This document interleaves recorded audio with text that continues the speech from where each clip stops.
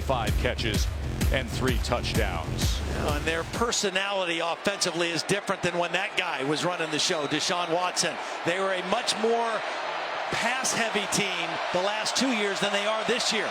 Much more dependent on the running game with Kelly Bryant at quarterback. As Bryant is taken down. That was Anthony Jennings coming in with a tackle for loss. Well, Anthony Jennings does a nice job right here of getting right down the line of scrimmage. He takes a good angle. He sees the quarterback keep and wraps him up behind the line of scrimmage.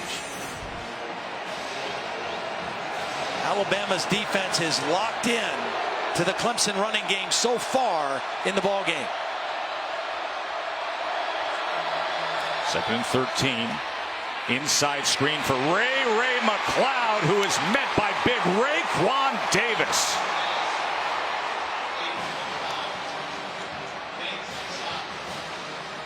Well, again, this Alabama defense down the stretch, they looked a little bit worn down. These big fellas up front don't look worn down tonight.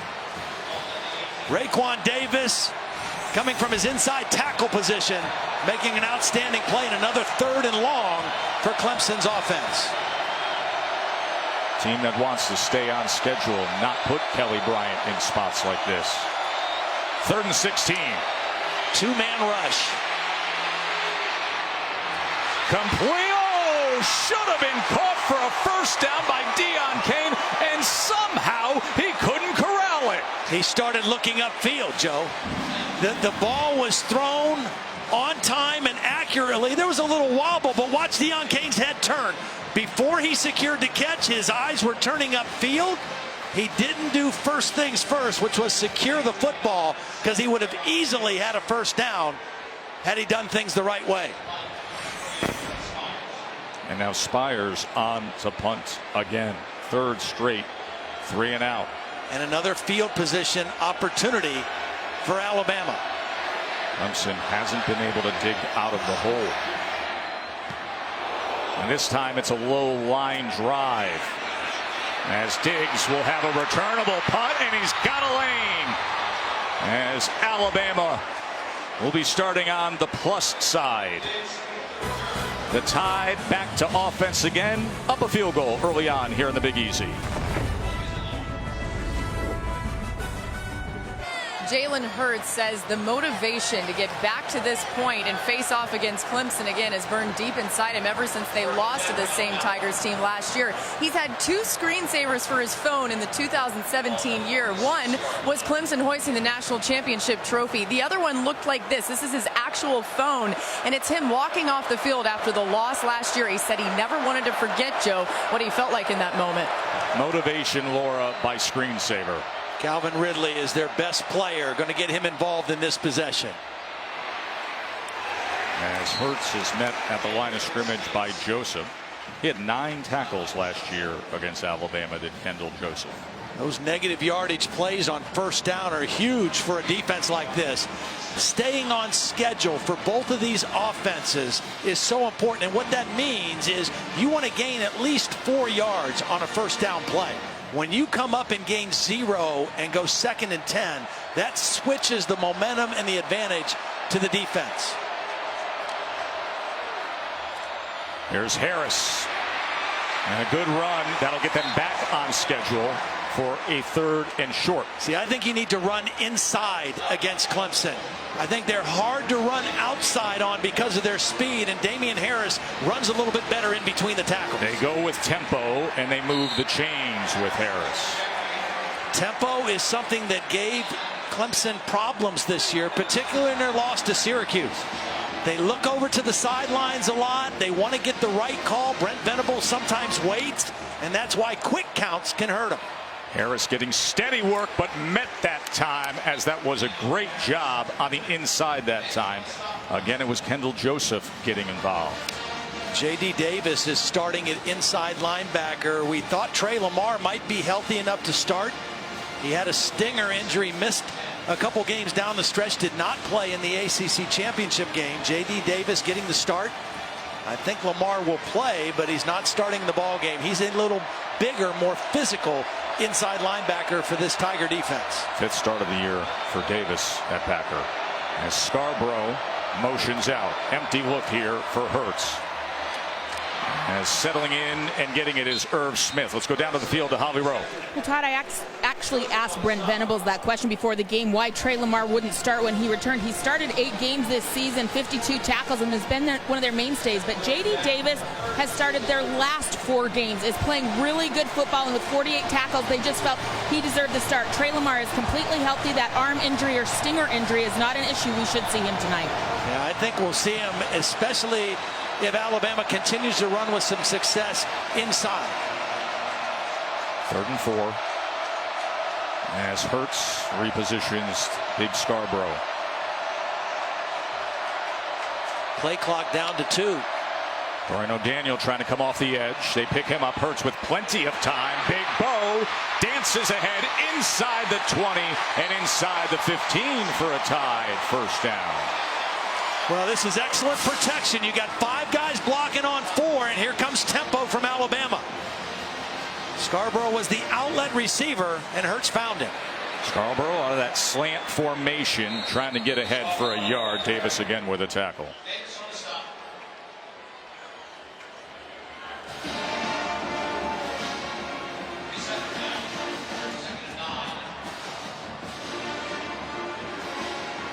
There's Damian Harris. He's averaging 8.2 yards per carry. This is the best running football team in the SEC. 265 yards a game rushing.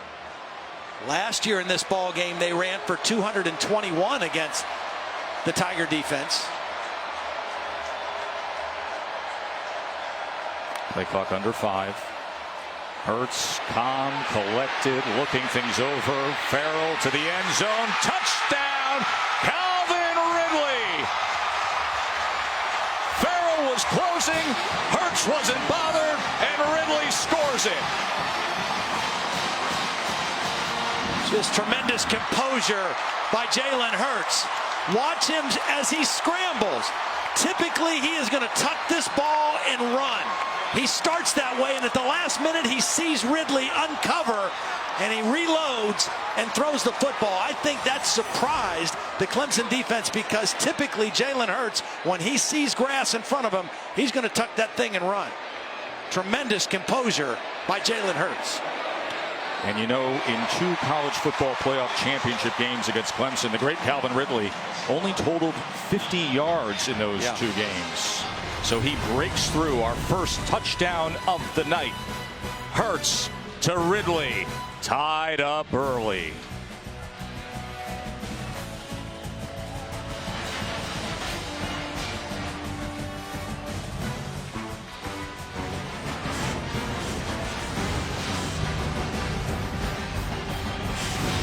This is the college football playoff semifinal at the All-State Sugar Bowl. Joe, Todd, Laura, and Holly here in New Orleans. Jalen Hurts just had the touchdown pass moments ago. As J.K. Scott kicks away again, and ETN pinned in the corner at the 1. Spins away from the first wave of coverage and tried to make the most of it. Todd, let's look at All-State's all hands in play. Well, we talked about Calvin Ridley needing to get involved. Here he is in the slot, and he's going to run a route, and he is going to be open right here. And Jalen Hurts is going to miss him initially. Right now, Calvin Ridley is open. But what he does is he stays with it when his quarterback leaves the pocket and uncovers in the back of the end zone. And Jalen Hurts alertly finds him and gets the connection for the touchdown. 60th career touchdown responsible for already in a 2-year career. Jalen Hurts. Now just the final ticks of the clock here in this first quarter that's been dominated by Bama. Well, Clemson 9 plays, 0 yards. Pumps and is sacked. Raekwon Davis, all 6'7", 306, coming down on Kelly Bryant. He just ran right through the right guard. Maverick Morris was in at right guard, and Raekwon ran right through it. 10-0 Alabama in a dominating first quarter.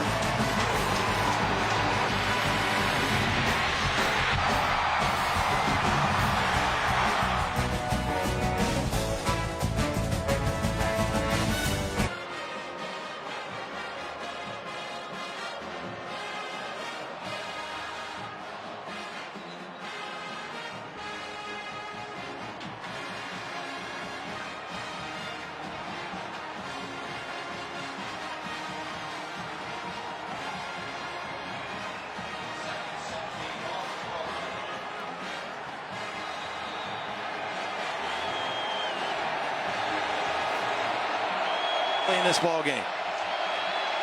Start of the second quarter. Clemson trying to get out of this hole. Kelly Bryant straight ahead, lowering his shoulders, and Davis with the tackle after a 4-yard gain from Bryant. Here's the dilemma for Clemson right now, Joe. If this was last year and that guy was still playing quarterback, Clemson would say, you know what, we have to wait to try to run the football. We need to put it in the hands of our quarterback and start pitching it all over the place. But that's not how they've played offense this year. They have relied on 4 returning starters on the offensive line and running the football and not putting it all on the hands of their first-year quarterback. 3rd and 13, pressured again. Bryant is going to tuck, try to get to the edge, and he does so for a first down. Just made the most of it, did Kelly Bryant. Well, credit the freshman back, Travis Etienne, with the block. He's out as a wide receiver. Watch number 9 come back in the screen and get a block on the safety, Ronnie Harris, right there. And that enabled Kelly Bryant to get the first down. Nice job by the freshman running back, who was out as a wide receiver, getting the key block. With 14 minutes ticking down before half, that was their first down of the game as Choice went ahead for 2. It was another 3rd down and long. Alabama had him right where they wanted to have Kelly Bryant, but he made the kind of plays he's been making all year, running the football. It's a 19-yard run on that 3rd and 13. Got to find a way to get Hunter Renfro involved again. Here he is in the slot. He's a playmaker. He's been a real dagger in the side of this Alabama defense. 2nd and 8. The slant was thrown behind Hunter Renfro. It'll be 3rd and long again. Holly. Guys, a big development right now. The freshman sensation running back Travis Etienne took a major blow 2 plays before. He got up and he was running around staggering, couldn't gain his balance, couldn't run in a straight line. They've pulled him out of the game and he is now being examined by Danny Poole, the athletic trainer. Keep you updated on if he's got a head injury. That is a costly one, as he has been the breakout star as the season has gone on. He scores a touchdown every 7.9 carries, #1 percentage in the nation. So they are without Etienne. 3rd and 8. Bryant, complete. Deion Kane gets free. Just when Bama was closing on both ends, a 19-yard catch for another first down. Boy, and credit Kelly Bryant for staying in there under duress. He's got somebody bearing right down on him. He delivers the football, and the free safety, Deontay Thompson, making his first step, went for the ball and missed, and another first down conversion for Clemson. As Choice goes ahead for 1 yard. And see, the encouraging thing for the Tigers is they didn't have to abandon who they are offensively. They've got some momentum now. Remember, a year ago, they were down 14-0 to Alabama and fought their way back and took a lead in the 4th quarter. So no panic by Dabo Swinney or the Tigers right now as they enter Alabama territory for the first time.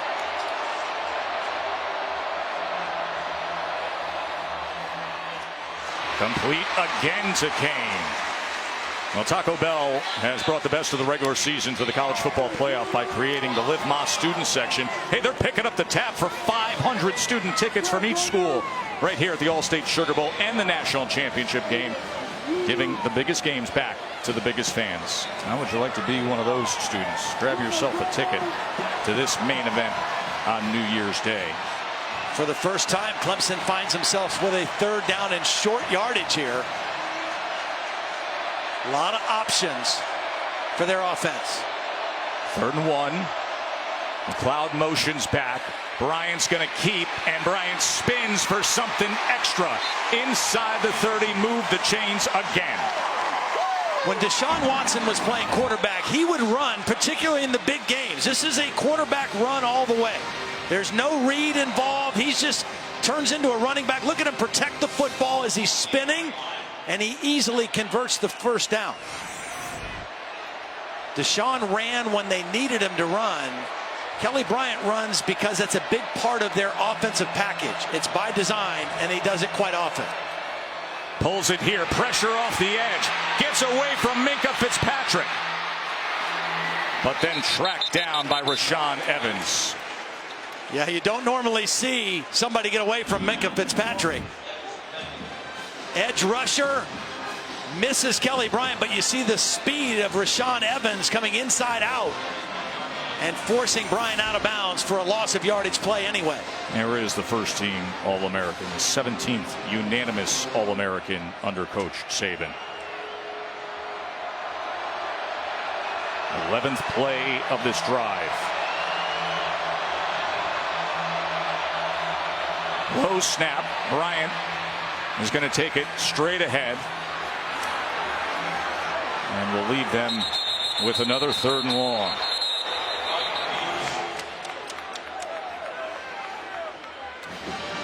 Pretty good job by the Clemson offensive lineman that time, staying on blocks. It wasn't a big gain, but at least gives them a shot here at 3rd down and 9.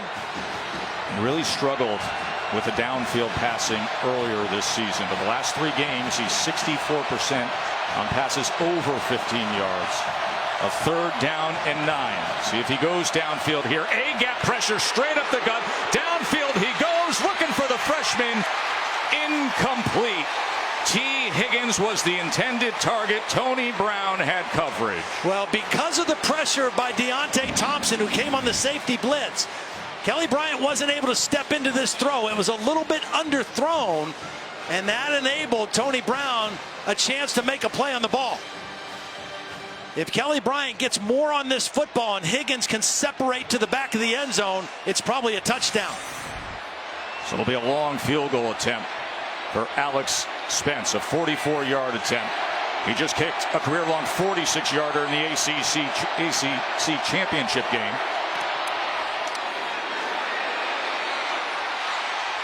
And he gets it. Alex Spence delivers. He has made 7 of his last 8 field goal attempts. Clemson's on the board.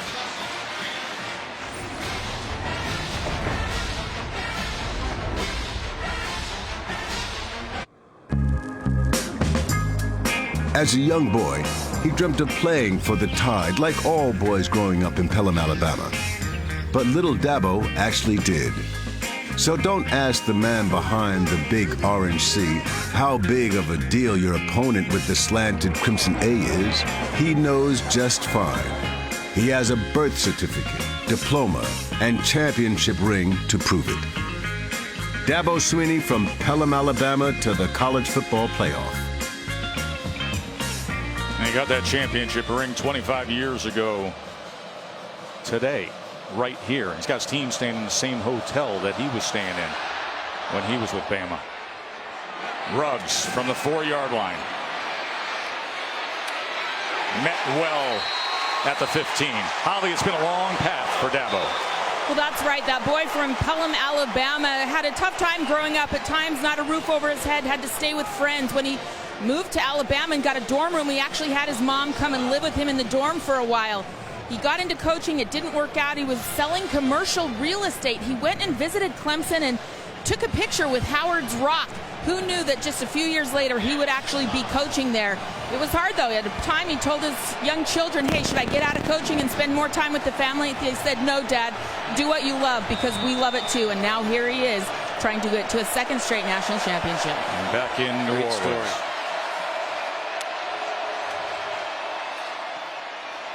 This is Jacobs out of the backfield, met after just a yard. Yeah, I thought it was funny when we met with him the other day. He talked about, yeah, we're in the same hotel. We're practicing at Tulane the same way we did. He says, we're in the same hotel, but I can guarantee you I'm not in the same room as I was when I played. No. He's got a big boy room now. He said, I'm staying at that same hotel that Gene Stallings put us, and we're going to practice at Tulane, same practice field that we were on, hoping for a little bit of that magic from his past. Worst starting field position of the ball game for Alabama here.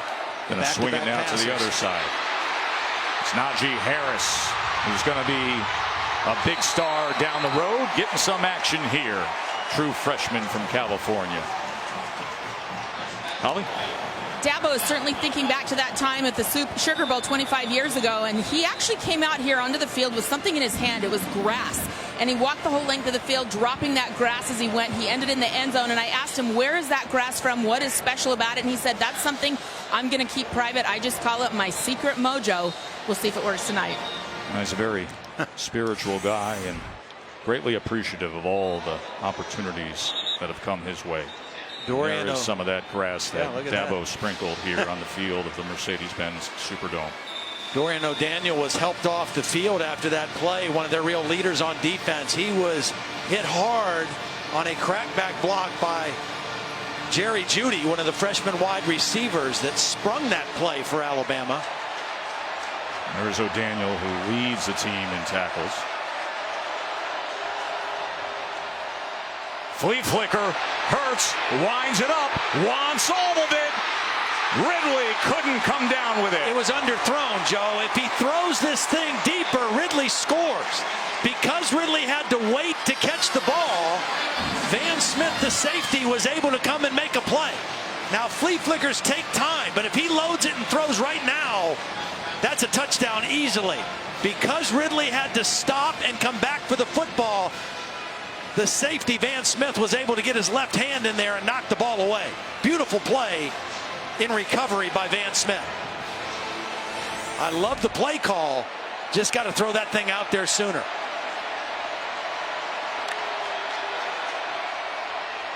Here's Damian Harris. Quick burst as he goes between blockers. Going to be just a yard short of that line. Yeah, see, this is to offset the quickness and the speed of that defensive front. They're getting the ball on the perimeter this possession, throwing it quickly to their backs. We saw Najee Harris with a nice catch. We've seen Bo Scarborough catch it on the perimeter, and that time Damian Harris. And Alabama with another third down and short. They're 3 for 5 in the ball game on third down. Last year in this game against Clemson, they were 2 for 15. 3rd and 1. Big Cleveland Farrell lines up, looking to get a stop here. They meet Harris at first, and it'll depend on the spot. I think he did get forward to the 50-yard line to move the sticks. Both officials are marking him beyond the 50-yard line. 3rd down and 1, boy, you just got a lot of options of what you want to do offensively.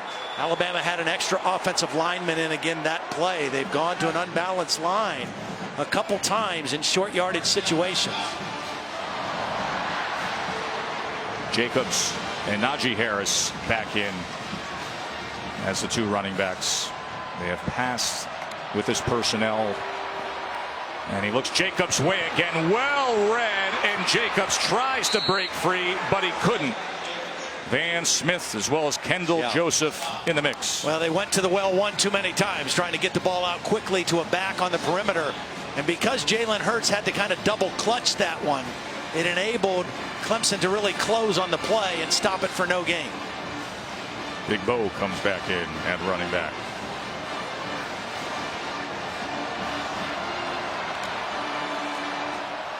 And he will get the carry on 2nd down.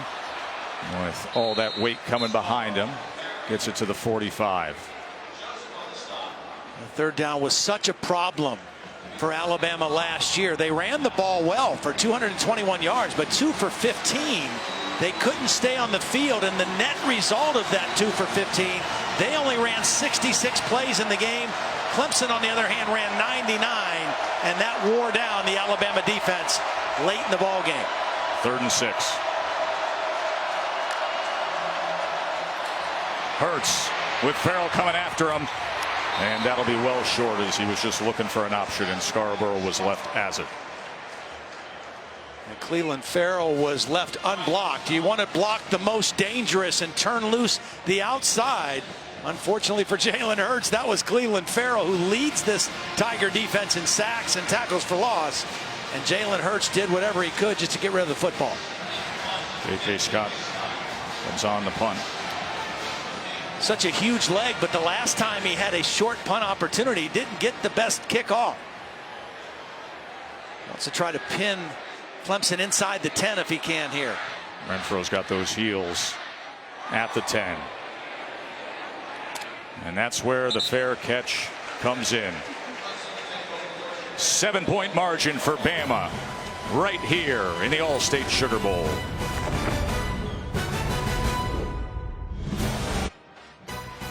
The Allstate Sugar Bowl, brought to you by Allstate, official protector of college football fans. AT&T. Taco Bell, where you can experience the power of the dollar. And the Capital One Venture Card, Earn unlimited double miles on every purchase every day. Aerial coverage is provided by Goodyear. When Mother Nature blitzes, you'll need the very best traction on and off the field. You'll need weather ready. Goodyear, more driven. Bama and Clemson have met up in Arizona, in Tampa, and now here at the Mercedes-Benz Superdome in New Orleans. You know, we talk about field position in a game like this with two defenses like this. For Clemson, this is their 5th offensive possession, and 4 of them have started inside their own 20. Kelly Bryant, complete downfield as he's able to get it to Amari Rodgers. They're very high on his future. Yeah, Amari Rodgers and T. Higgins are both from the state of Tennessee. Amari Rodgers is actually the son of T. Martin, national championship quarterback for the Volunteers, now the offensive coordinator of USC Trojans.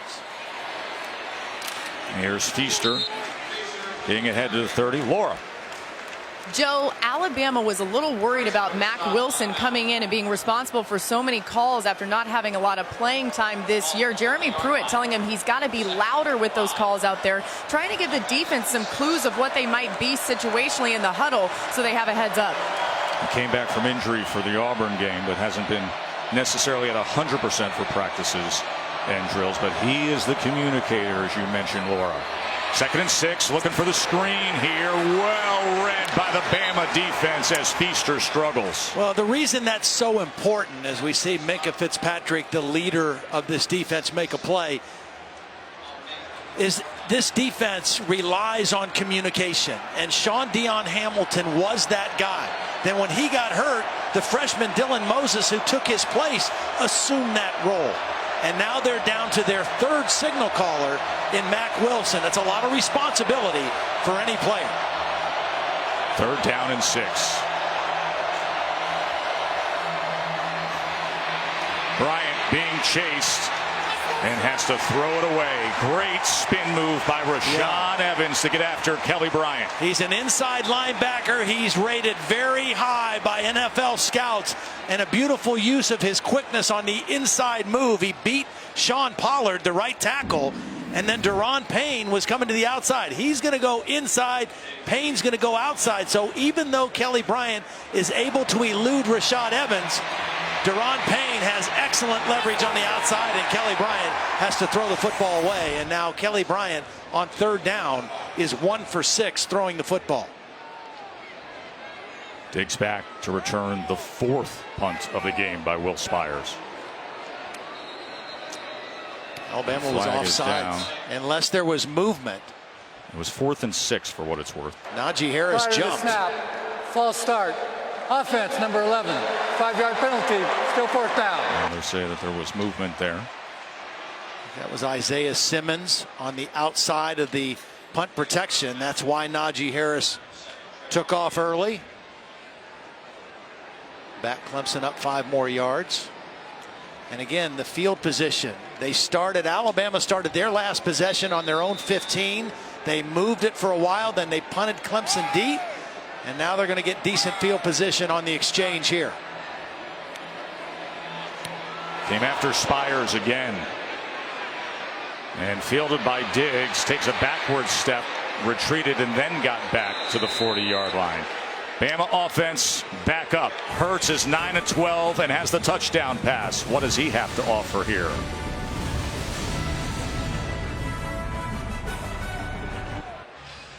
Well, Laura gave us the report about Jalen Hurts with his screensaver. Not happy with how he played last year in this ballgame. Off to an outstanding start, both running and throwing the football. Nice read there on the option. He's run it 9 times for 27 yards, or 3 times for 27 yards. And then watch him elude the very fast Cleveland Farrell on the pass rush. Keep his eyes downfield. Find Calvin Ridley for the touchdown. Throwing the football 9 of 12 for 78 yards. An outstanding start in the first half for the sophomore Jalen Hurts. As he gives way to Harris. And one nice move to get the yardage there. Kendall Jobis with the tackle. You know, Jalen Hurts was not feeling well earlier this week. In fact, He missed 2 practices when they arrived here in New Orleans. So much was made about Baker Mayfield in Oklahoma, out there in Pasadena. Nobody knew Nobody knew that Jalen Hurts was actually the guy missing a couple of practices. But that guy, Tua Tagovailoa, outstanding freshman from Hawaii, filled in. He was great in practice earlier this week. He is an excellent passer, but hey, Hurts looks mighty good right now. Laser focused right now. Harris taken down. The flag is down on the far side there. Talked about first down efficiency, how important that would be for Alabama as we await this penalty call. Alabama's running the ball on first down very well. Defense number 45, 5-yard penalty, second down. That was Chris Register. Brent Venables, outstanding defensive coordinator for the Tigers. Well, a couple mental mistakes by this Clemson defense, giving Alabama the football on their side of the 50 now. This is the 20th play that Alabama has run in Clemson territory in the first half. Harris off right tackle as he was chopped down by Van Smith.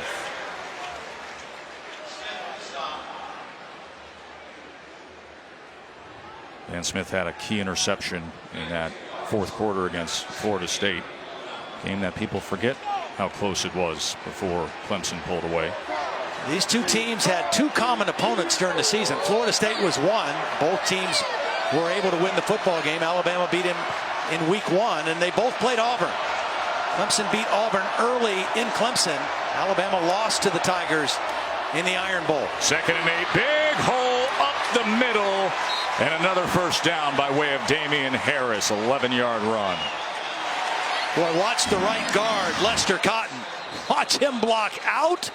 The tight end blocks in, and a huge hole for Damian Harris. Timeout. Lester Cotton with an outstanding block and a big hole for Damian Harris. 324-pounder who grew up right in Tuscaloosa. Local boy made good.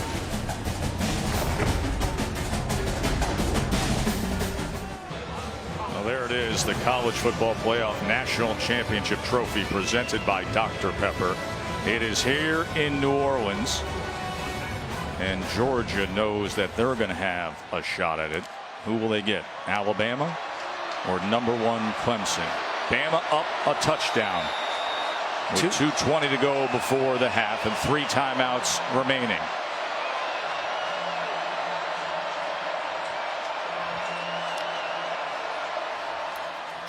Quick screen, Ridley, and a quick burst to the outside. Well, next Monday it is the College Football Playoff National Championship game presented by AT&T. We'll be coming to you from Mercedes-Benz Stadium in Atlanta.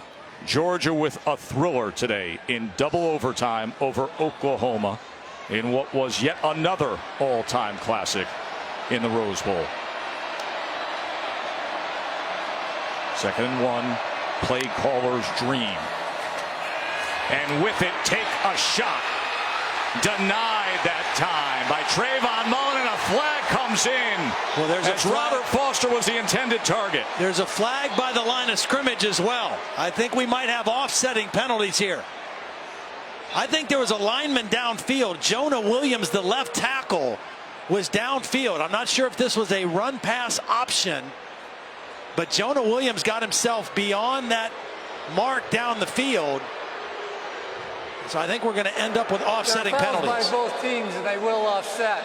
Ineligible player downfield. Offense number 73. Pass interference. Defense number 1. Offsetting fouls. 2nd down. See, teams get away with this a lot when they run pass options, but this one's obvious. He is going to get way down the field. An easy call to make. The line is blocking run, and the quarterback and receivers are adjusting the pass. There's the interference by Mullen. I think both were correct calls, and it's still 2nd down and short. So we reset it. And this time, Bo Scarborough will try to pick it up, and he is denied by James Skalski, fitting that up and filling that hole. Skalski's played a lot of football here down the stretch with the injury to Trey Lamar. We've talked about J.D. Davis. Skalski has been in there quite a bit as well. He actually started the ACC championship game. 5th time, 3rd down and 2 for Alabama. That's a linebacker look right there. The rip sock, and this is a big back with a whole lot of velocity. Scarborough will move the chains. Got a nice block by Calvin Ridley. Ridley is much smaller than the boundary corner, Trayvon Mullen, number 1, but Ridley did his job and got Scarborough to the perimeter for the 1st down. And now tempo right back to the line. And they're going to pound away on the inside. Just a yard that time for Scarborough. Alabama with 3 timeouts. Looks like they might use one here as we near the 1-minute mark. Alabama, the first of the half. Be 30 seconds in length. See what they get here before the half. Take a short break. Come right back.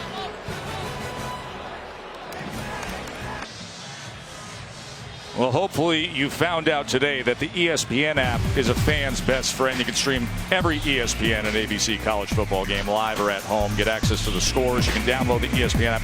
Start streaming now. I mean, today was just awesome here in New Orleans around the hotel. With what happened with UCF and the LSU Notre Dame game. Everybody had the app going, TVs in the restaurant going, and then that all-time Rose Bowl to lead to this. 2nd and 9. 1 minute and 4 seconds remaining before the half. Hurts has plenty of time and now is finally taken down. I mean, he was looking over everything before Austin Bryant got to him. And that's the worst thing that you can do if you're Jalen Hurts, because the clock keeps going. Not just that you lose yardage. That's one you just got to throw away. If it's not there quickly, you have to throw it away. Avoid the loss and keep the clock from running down on you as well.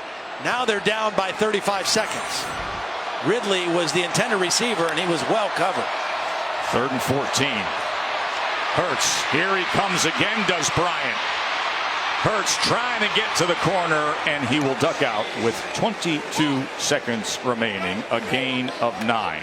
It's a nice stop by the Clemson defense on that 3rd down play. Back-to-back plays, 2nd and 3rd down. I think this was a critical possession for them, because Alabama has had the momentum the entire 1st half, and they're going to get the ball, the Crimson Tide, to start the 3rd quarter. So I think it was very critical for Clemson to keep them out of the end zone and force this field goal try.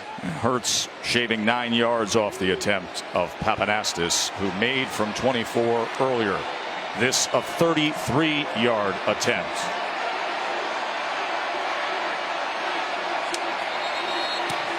They stopped it. They blew the whistle dead before the ball was kicked. That was all kinds of ugly as somebody got a hand up there. Prior to the snap, delay a game. Offense, 5-yard penalty, still 4th down.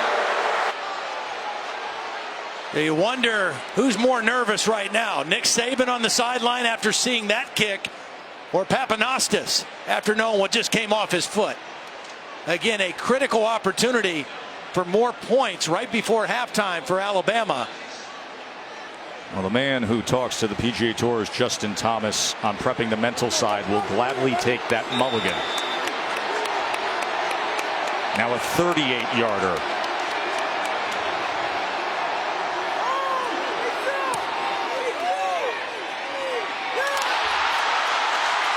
The upright says no.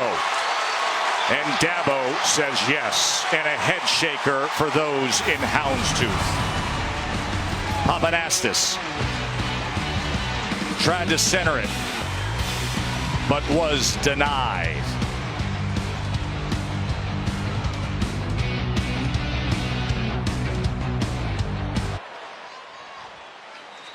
And a knee is taken by Kelly Bryant. Clemson survived the 1st half. Completely agree. Remember, Bama is getting the ball in the 2nd half. Alabama had 3 red zone possessions, 1 touchdown, 1 field goal, and 1 missed field goal. And a game that featured a field advantage for Alabama the whole 1st half is now done. AT&T Field Pass takes us down to Laura.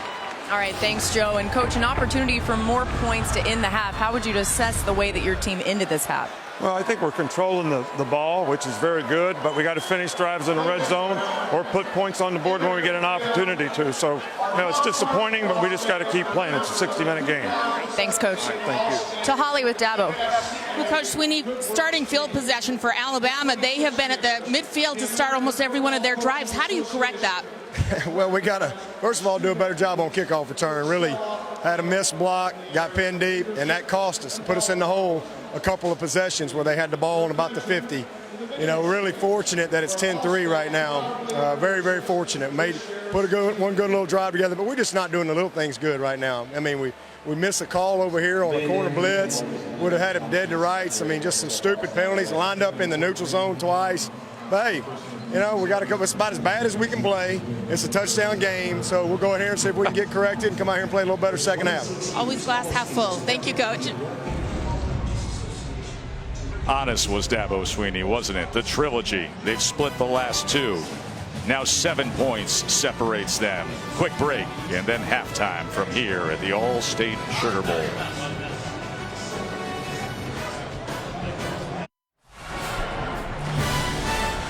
Here at the All-State Sugar Bowl, Jalen Hurts, the first quarter touchdown pass to Calvin Ridley. Hurts has now thrown a touchdown pass in 9 straight and 12 of 13 games this season. But so far, it is a low-scoring affair here at the Mercedes-Benz Superdome in New Orleans. As we welcome you to our halftime report with Jesse Palmer, Joey Galloway, I'm Adnan Virk. Well, top two defenses converging, so maybe it's not that surprising. But Clemson had -7 yards in the first quarter, Joey. That's the fewest by a Power 5 team in any first quarter all season long. How good has Bama's defense been? Alabama clearly dealt with the emotions of the game early in this game. A young Kelly Bryant has had to go 80, 90 yards against the Alabama defense to get points. If this continues, Alabama continues to run the ball, Clemson will struggle in the second half because Alabama's clearly the more physical team. I think the biggest difference in this game to me is Alabama's D-line is more physical right now than Clemson's D-line. They've been better at the point of attack. They're setting the edge, forcing everything back inside, and they've had a more consistent pass rush.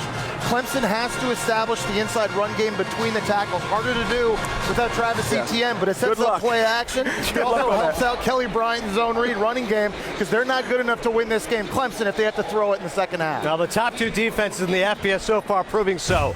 When we come back, the fabulous Baker boy, Baker Mayfield, emotional after a stunning Rose Bowl. Full highlights and post-game reaction on the way.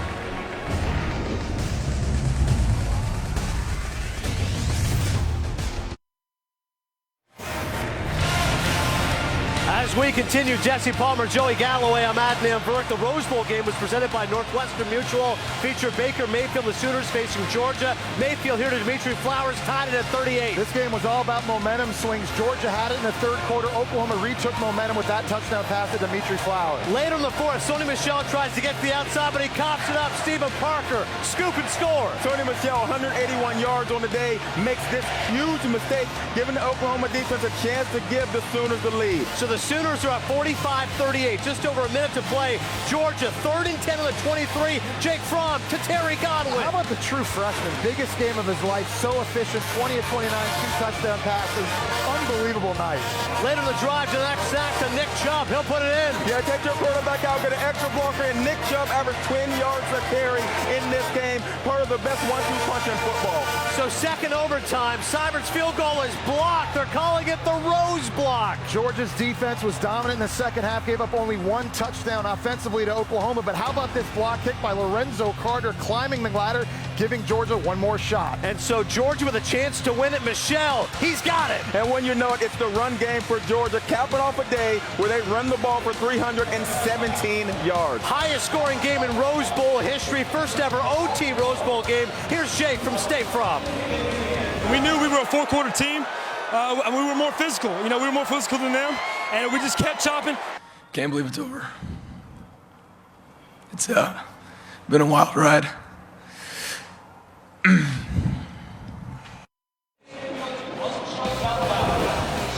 And so, Georgia overcoming a 17-point deficit to win. This missed field goal for Alabama means it's just a 7-point lead for the Crimson Tide. Back with more after this.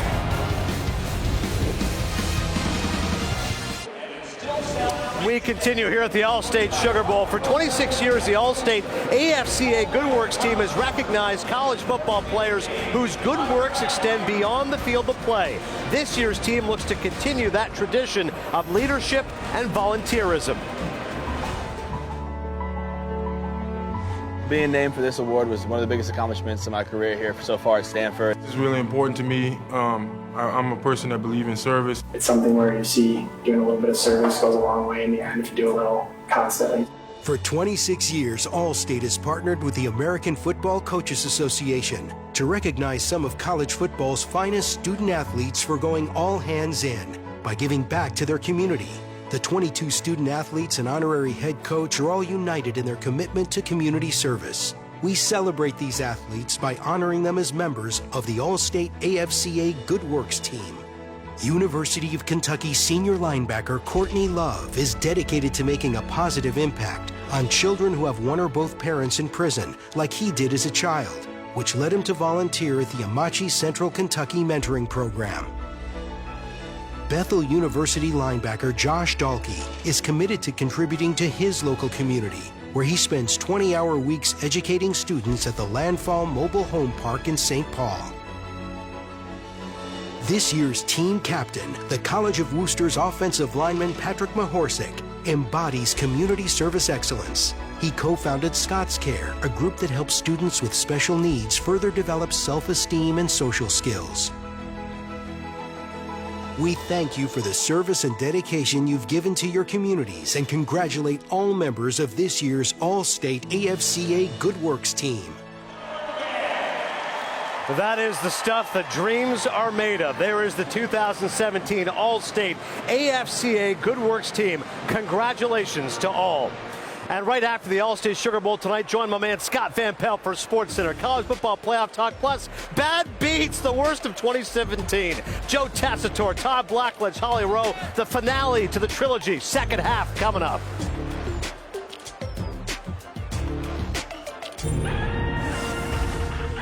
It's Ali Frazier in the ring. Bird Magic on the floor. It's Clemson Bama on the field.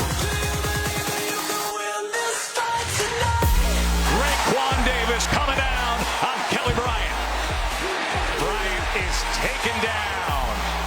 Hurts, calm, collected, looking things over. Farrell to the end zone. Touchdown. Do you believe that you can win this fight tonight? The college football playoff semifinal at the All-State Sugar Bowl. And that Calvin Ridley touchdown is the difference on the scoreboard at the half here in New Orleans. Joe Tessitore and Todd Blackledge with you. What a day it has been. That all-time classic Rose Bowl. And now this, the other end of the spectrum where we got all defense here. Yeah. And take a look right here when you see the Clemson stats at the average field position start, because that's critical when it comes to what we see here. Absolutely. With two defenses like this, field position is huge. The other big number in that first half, third downs. You see Alabama has a better percentage on third down, but it's all tied to staying on schedule and the yards needed. In that first half, Clemson's average yards needed on third down, 8.2. Alabama, 4.1. A lot easier to stay on schedule when you're coming up third down and short. Yeah, it's just not how Clemson is built, and now they could be putting themselves in a position here where if they can't step up defensively on this first drive, do they get to that spot where they're asking too much of Kelly Bryant? Bama will receive the ball. A real challenge now for the Clemson defense. They dodged a bullet at the end of the first half with a missed field goal. Here's Ruggs on the return. And he is stacked up just beyond the 20. Let's go down to the field to Holly. Well, guys, two critical injuries in that first half for the Clemson Tigers. Their freshman running back, Travis Etienne, took a head injury. They've evaluated him. He sat out most of that second quarter as they evaluated him in the tent. I saw him just run out onto the field with his helmet on, and he is likely to return to this game. But their other freshman superstar, T. Higgins, hurt his right leg going down for that touchdown catch that was just thrown a little bit short, and he has not returned to the game. I saw him being helped off at the half. And we'll get into this a little later, but that could be critical because part of the game plan they told us is to have 10 personnel out there and have the big-bodied wide receiver out in space. Those are both critical losses for the Clemson offense if they can't play. That was a missed exchange, and look at that. Just what Clemson needed to start this second half. Kendall Joseph fumble recovery. Now, I put this on Jalen Hurts. Kendall Joseph alertly falls on it, but this is Jalen Hurts hanging onto the ball too long. The mesh point is clean. Either give it or pull it. He hesitated, got caught in between, and the ball ended up on the turf. And Kendall Joseph, exactly what the Clemson Tigers needed right out of the locker room. Give your offense a short field. They worked against the long field the entire game, and Alabama, the team that led the nation in not turning it over, a critical mistake to start the third quarter. And now this thing is served up on a silver platter with field position. Everything we just talked about turns around in one play, but you still got to get by that front wall with Anthony Jennings. We've seen him do this in the first half. He reads it, he's locked in on the quarterback, and he takes a direct line. Here he is. His eyes are on Kelly Bryant. The end is going to pop outside, and his only responsibility is the quarterback, and he drops him for a loss of yardage. And here's that personnel grouping we were talking about, as they shift now back out of it into the slant formation. 2nd and 12, Feaster, and he is met. Minkah Fitzpatrick coming up. Well, this just shows you what kind of a player Minkah Fitzpatrick is. First of all, he's lined up over Hunter Renfrow. So he's responsible for Renfrow, but as soon as he reads the play, he is in perfect position to tackle Feaster behind the line of scrimmage. Back-to-back negative yardage plays for the Alabama defense after the sudden change. Overcoming third down, such an issue tonight for Kelly Bryant. You see just 1 for 6 on third down passing. Again, it's the yards needed on third down. That's what's been the real problem for the Tigers. 3rd and 15 here. Bryant pressured again, ridden down again. Terrell Lewis, who's back to full strength.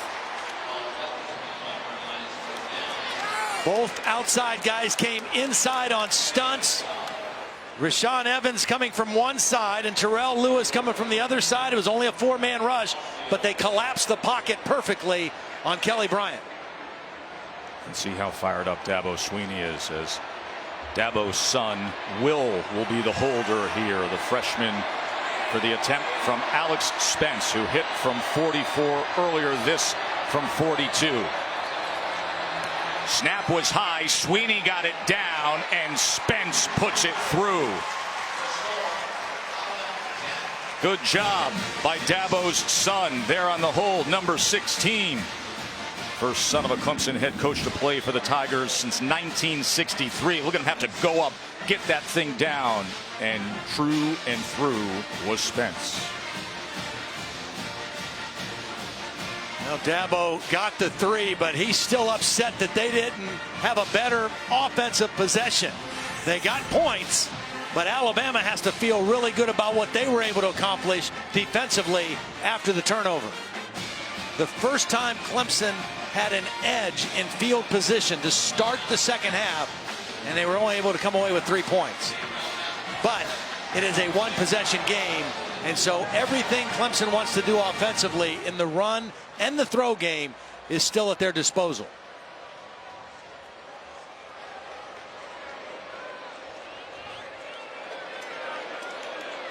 So 2 for 2 is Spence. And it's a 4-point game.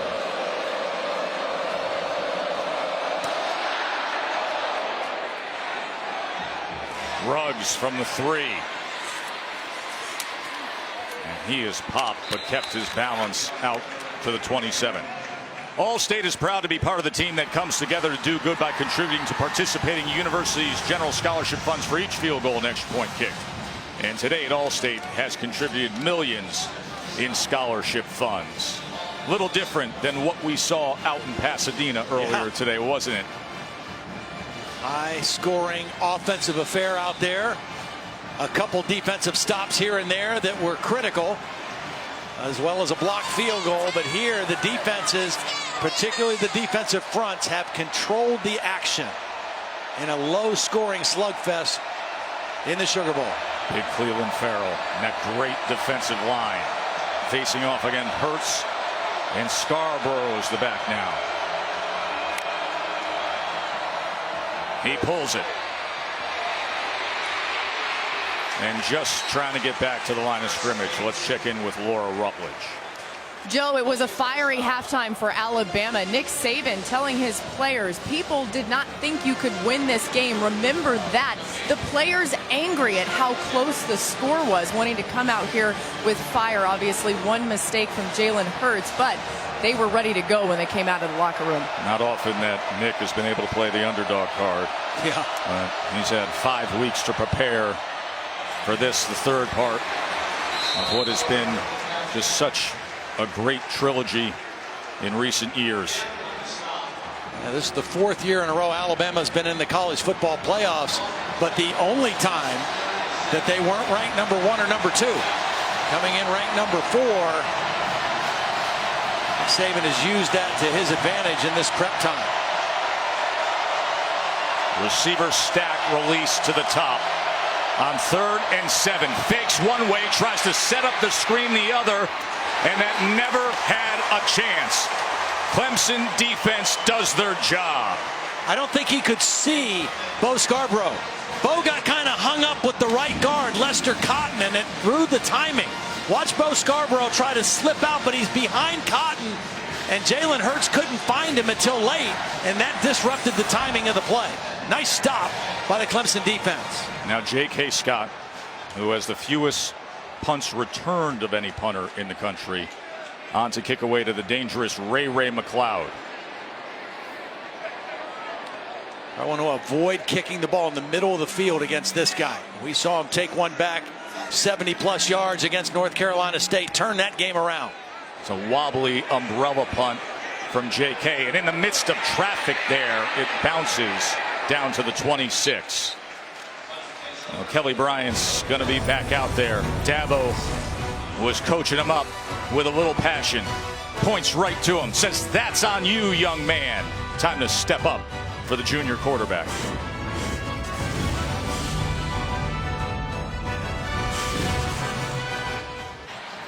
What a great night in New Orleans for the college football playoff semifinal at the All-State Sugar Bowl. Aerial coverage is provided by Goodyear, committed to honoring blimp-worthy athletes who demonstrate hard work on and off the field. Goodyear, official sponsor of the college football playoff. Among those blimp-worthy athletes is the group on the Alabama defense. What a difference this is compared to the first matchups we've seen between these two. 68 total yards tonight for the Clemson offense. Only 3 plays of 10 yards or more. Bryant to the outside, back shoulder complete to Deon Cain. You know, they could have called a penalty on Deon Cain at the end of that play. They didn't. This was a beautiful throw and a nice job by Cain. Just getting separation from Levi Wallace and a perfect throw. How about the hat camera there? Yeah. The guy working the chain gang, putting down the clip, giving us that spot right there on Deon Cain. Going to take a shot downfield, looking for him again. Cain goes up. Not able to secure the ball. Unable to put it away through that process as Levi Wallace had coverage. Well, back-to-back plays. It was Cain on Wallace. Cain won the first play. The second one, Levi Wallace does a beautiful job of staying with it as the players were going to the ground and ripping it out. Travis Etienne left the game earlier, back in with Kelly Bryant in the backfield on 2nd down and 10. As they pitch to the speedy Etienne, trying to get to the outside, and he does. It'll be a more manageable 3rd down. Of course, when it comes to 3rd downs, Renfro has often been the target for Clemson, but tonight has been a different story. You know what he's done in the other 2 games against Alabama to be the hero, especially last year's championship, but tonight shutout. But he might be a factor on this play. The reason he's not been a factor on 3rd down tonight is because of the long yardage needed. But this kind of yardage, is where he is at his best, using his quickness as a slot receiver. He's the number 2 receiver to the top. Bryant sprinting that way, has to extend the play. Now going against the grain and able to get the first down. 6'4", 220, and you can see how athletic he is. He was looking for Renfro. Renfro was covered like a blanket by Minkah Fitzpatrick. And Kelly Bryant does what he can do. He turns nothing into something, and a conversion on 3rd down, and a new set of downs for the Tigers. First down, Etienne, quick burst up the middle, and it looks like Clemson is starting to find the rhythm a bit, Tom. That was the best running first down play that Clemson has had in the ball game. Went right at this Alabama defense, and Etienne with a little bit of burst. And to your point, how critical it is for them to stay on schedule. They weren't able to do it in the first half. They're doing it right now. 2nd and 2. Bryant pressured, and it is a turnover. Big boy Deron Payne with the ball. How about it? And it was Anthony Jennings again. There is a flag down, but Anthony Jennings, who has tackled Kelly Bryant behind the line of scrimmage when he's run the football, this time gets there as the ball is coming out, and Deron Payne collects the interception.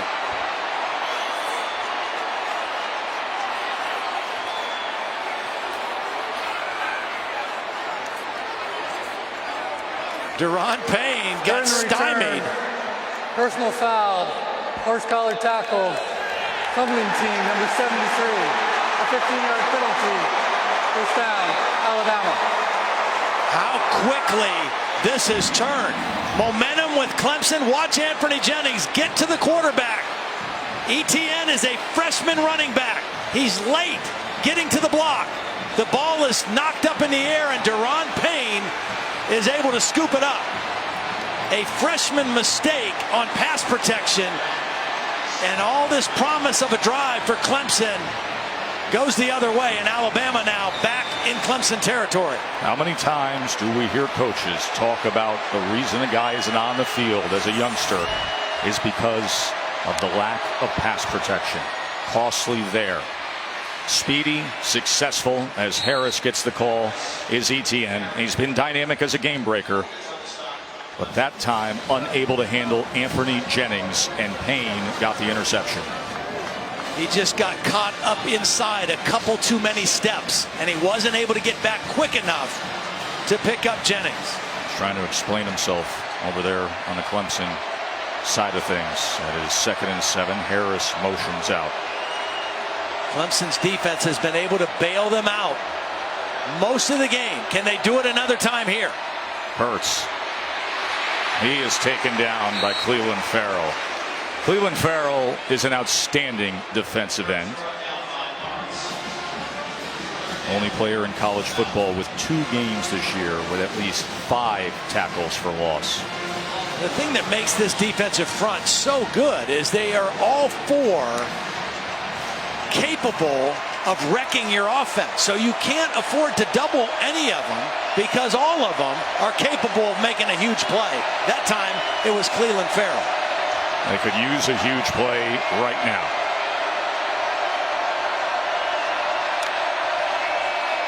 Third and 6. Pressure caught right near the chains as it was Ridley. And we will see where they mark this forward progress as Ridley is trying to state his case. One of the things Brian Dable told us in our meeting with him yesterday is one of the things when they went back and self-scouted was that they missed some 3rd down plays just coming up a little bit short. That time Ridley came back for the football, made the catch, but it's 4th and short, and Alabama is electing to go for it here. They're the best 4th down team in the country. They convert 81.3%. 4th and 1 for Bama.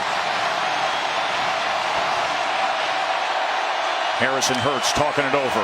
Here's your 4th down.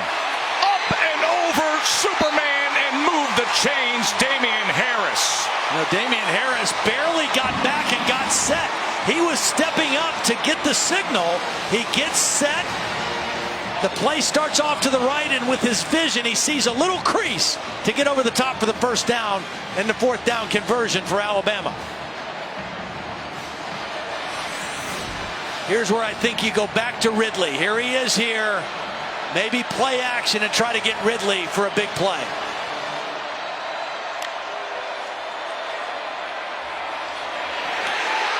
Todd Blackledge, you know it. It's going to be first and goal tie. 13-yard catch by Ridley. You knock them on their heels a little bit with the fourth down conversion. Now you go to your best player, and now you go tempo. And this time, Harris couldn't go up and over. It'll be second and goal.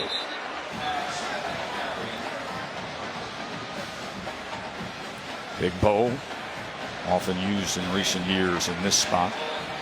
See, I don't think Bo is the answer here. Even though he's big and physical, he doesn't start quick. He has to build up some speed, and this Clemson defense is getting some penetration at the line of scrimmage. I think this is Damian Harris or this is Jalen Hurts. And guess who has come into the game? The guy who just had the interception, 300-pound defensive tackle to Ron Payne. Yeah, this is their goal line set. They're going to throw Are they going to pass to him? Oh, my!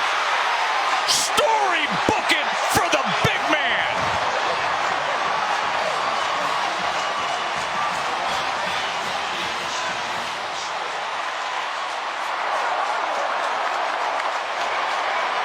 The dream of all big men. We saw him do it in practice. Would they call it in the game? Beautiful call and timing. He got a little pick play. They ran a pick play with two defensive linemen. Quinnen Williams, number 92, was the picker, and Deron Payne was the touchdown maker. Wow. Two defensive linemen who grew up in Birmingham, Alabama, just shocked the world in the Sugar Bowl. He gets the interception time. The guy who many around the program think as the best defensive lineman and undoubtedly the most underrated in the country. An interception on one end, a touchdown reception on the other end. Big men everywhere rejoice. It is your moment.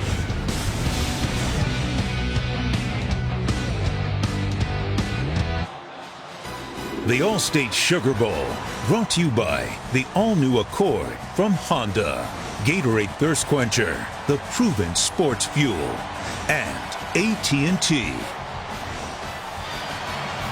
College football playoff semifinal here at the All-State Sugar Bowl. I think Clemson fans are feeling the pain. The Ron Payne in interception, and then the touchdown reception. Started the drive and finished it in style. Caught that ball with his hands and tapped the toes inside the sidelines too. That was pretty. But they got away with one, which we'll show you in a minute. Their Feaster and Etienne. They could use a spark here.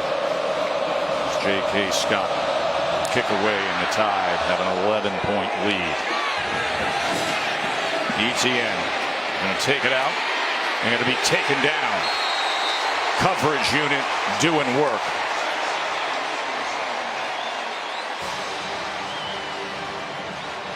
What is the answer for Kelly Bryant and the Clemson offense?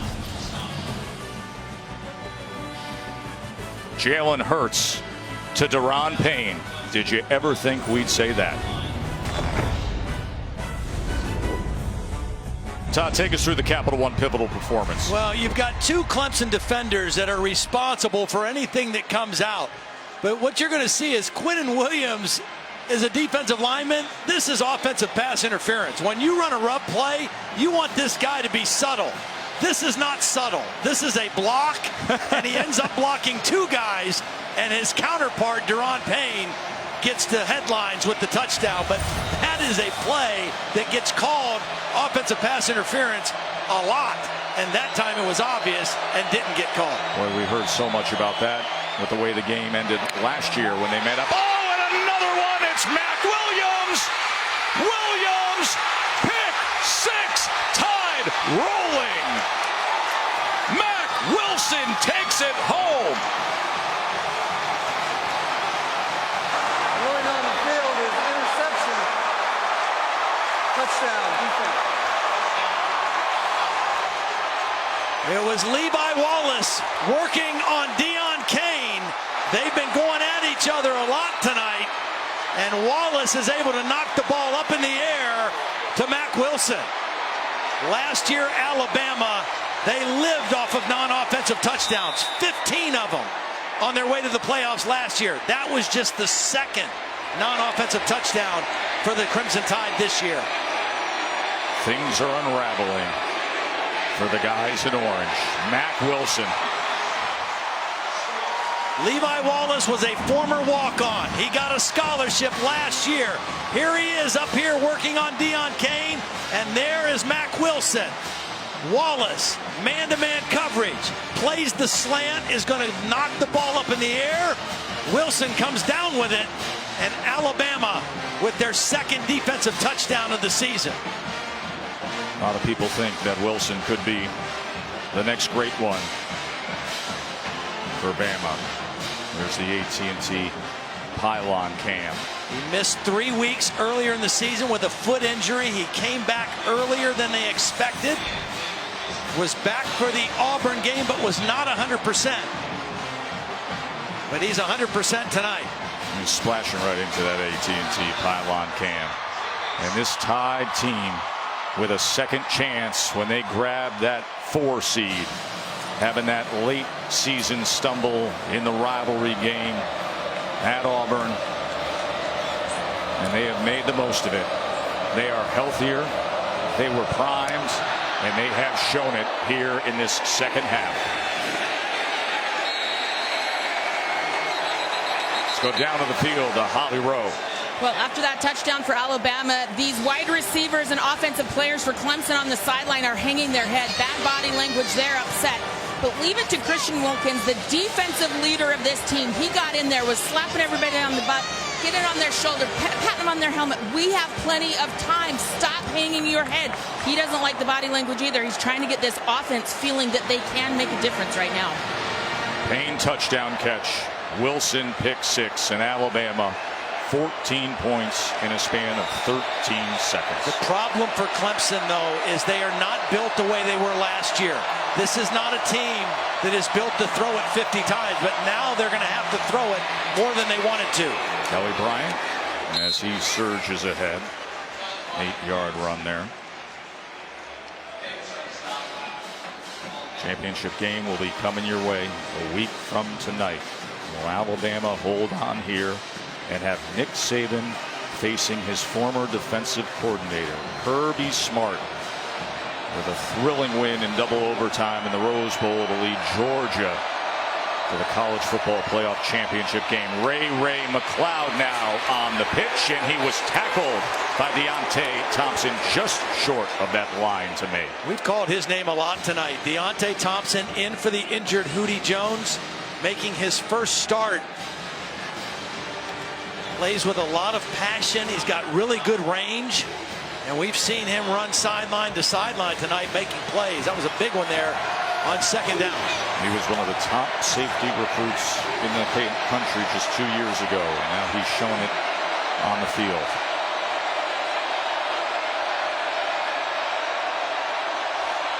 Third and 1, Bryant, and they'll have the first down. The good thing for Clemson, and I really like this, Tony Elliott and Jeff Scott, the co-offensive coordinators, after your quarterback threw the pick 6, after the momentum swinging to Alabama, instead of having him throw right away, you come out and give him a quarterback run on first down, and then they convert it with a couple other runs and a new set of downs. Now they might open it up and throw the football a little bit. It was the 4th time that Bryant has rushed for a first down in a 3rd down conversion situation. Deshaun Hand wrestling Bryant down to the ground. Well, this is not a good matchup for Clemson. They're trying to block a defensive end with a tight end. That's Mylan Richards, a tight end, blocking a much bigger man in Deshaun Hand. And Hand whips the block and then will not let go of the quarterback. You typically don't like your backs or tight ends having to pass protect one-on-one against defensive ends. 2nd and 23 after that.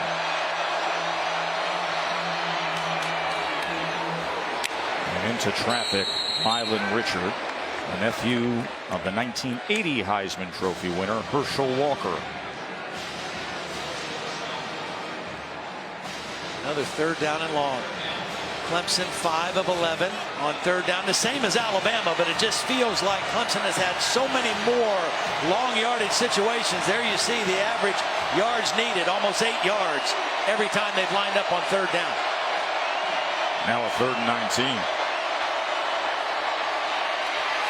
And once again he's sacked. Isaiah Buggs and the rest of them. And once again the freshman running back Travis Etienne looked confused on what he's supposed to do in pass protection. I don't know if that was the only problem, but he didn't get much of a block helping on Isaiah Buggs, and Alabama's defense with another huge sack. 4th sack for Jeremy Pruitt's defense, the defensive coordinator who is leaving to become the head coach of the Tennessee Vols.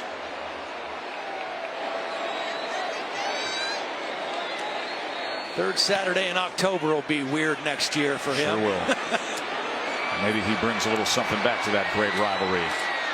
As Tiggs with a decent punt return. Bama's in control.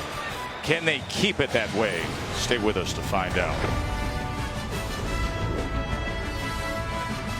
We mentioned Alabama defensive coordinator Jeremy Pruitt leaving for Tennessee. Nothing new to deal with for Nick Saban. Now the 4th time that the master teacher has had 4 of his best students no longer riding that Saban school bus prior to a bowl.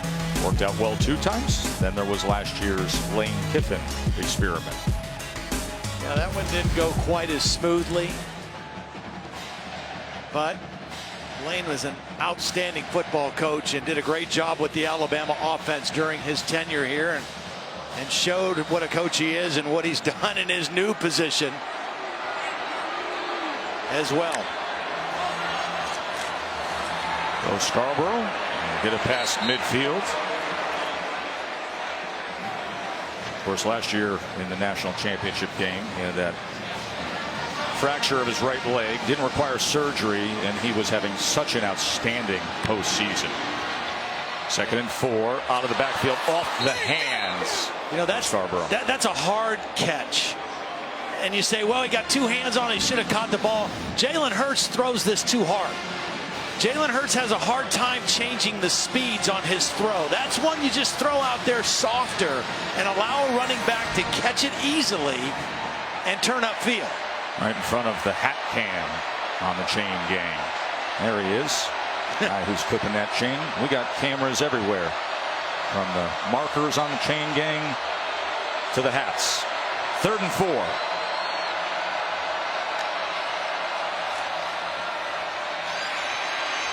Hurts, so dangerous when he makes that decision, and often easily moving the chains because of it. Another 1st down for the Part Giants. of what makes him so dangerous is he's so powerful. You know, it's well documented how strong he is in the weight room. A weightlifting champion in high school. But watch the power in his lower body. Just runs right through Ryan Carter, the cornerback. That's a 220-pound running back tucking the ball and running in the 2nd level of your defense. You know, a lot of quarterbacks that in high school threw the shot put. Here's one. And sliding for the ball was Robert Foster. Incomplete, they're saying. It hit the turf here in the Superdome. Yeah, and this is not a very good throw. You know, we've seen Jalen miss a couple throws. This is excellent protection on the play action. And the ball just kind of dives on him. And again, is it catchable? Yes. But if you hit him in stride as he's running that crossing route, he might turn that ball upfield and get to the end zone. Just a little bit off on the throw by Jalen Hurts on that one.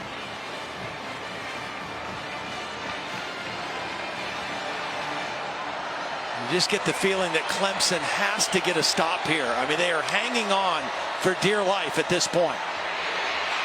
And there's a nice play by the leader up front, Clelin Ferrell. Clelin Ferrell much needed. Wilkins also in the mix there. Looks like Lester Cotton, the right guard, is down at the end of the play.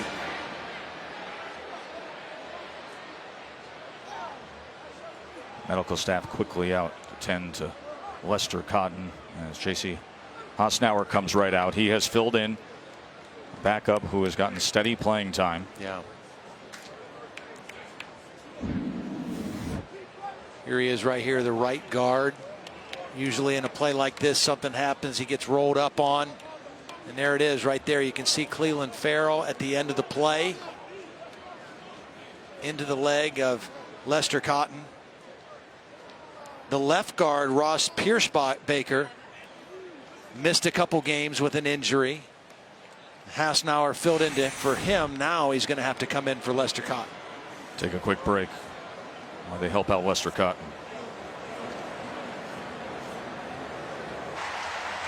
That's nice to see Lester Cotton walking off the field on his own there. I know he's upset, wants to see this thing through to the end.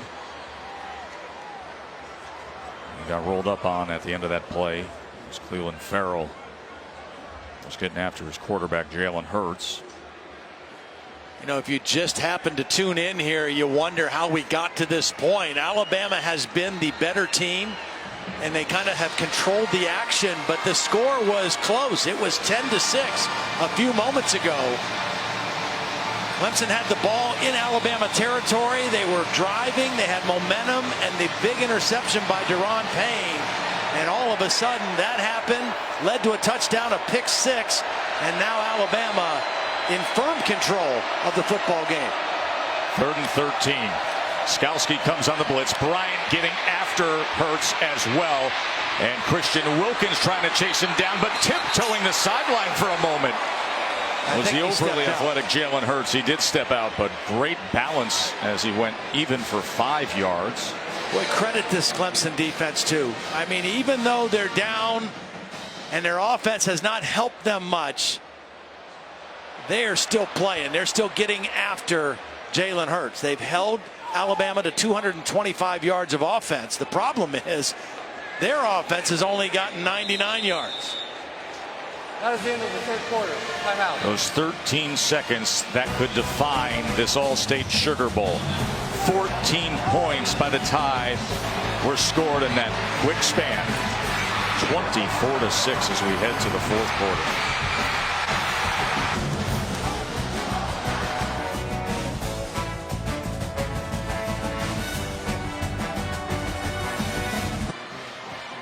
Glad you're with us here. College football playoff semifinal at the All-State Sugar Bowl.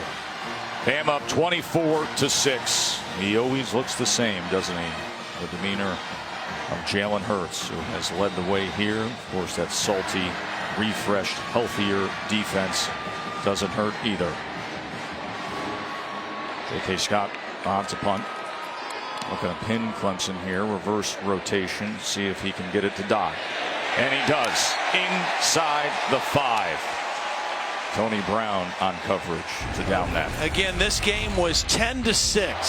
Clemson with momentum. The sack by Anthony Jennings forcing the bad throw. Deron Payne intercepts it. This would lead to a touchdown. And then the next possession on first down, Levi Wallace. Nice play on Deion Kane. Knocks it up in the air. Mack Wilson takes it into the end zone. And all of a sudden, a 10-6 football game became a 24-6 ball game. And Clemson has been playing uphill, it feels like, this entire football game. Also feels quite different than last year when there was a 10-point double-digit differential to start the fourth quarter, doesn't it, Todd? Ryan gets it to the outside to Kane. Holly?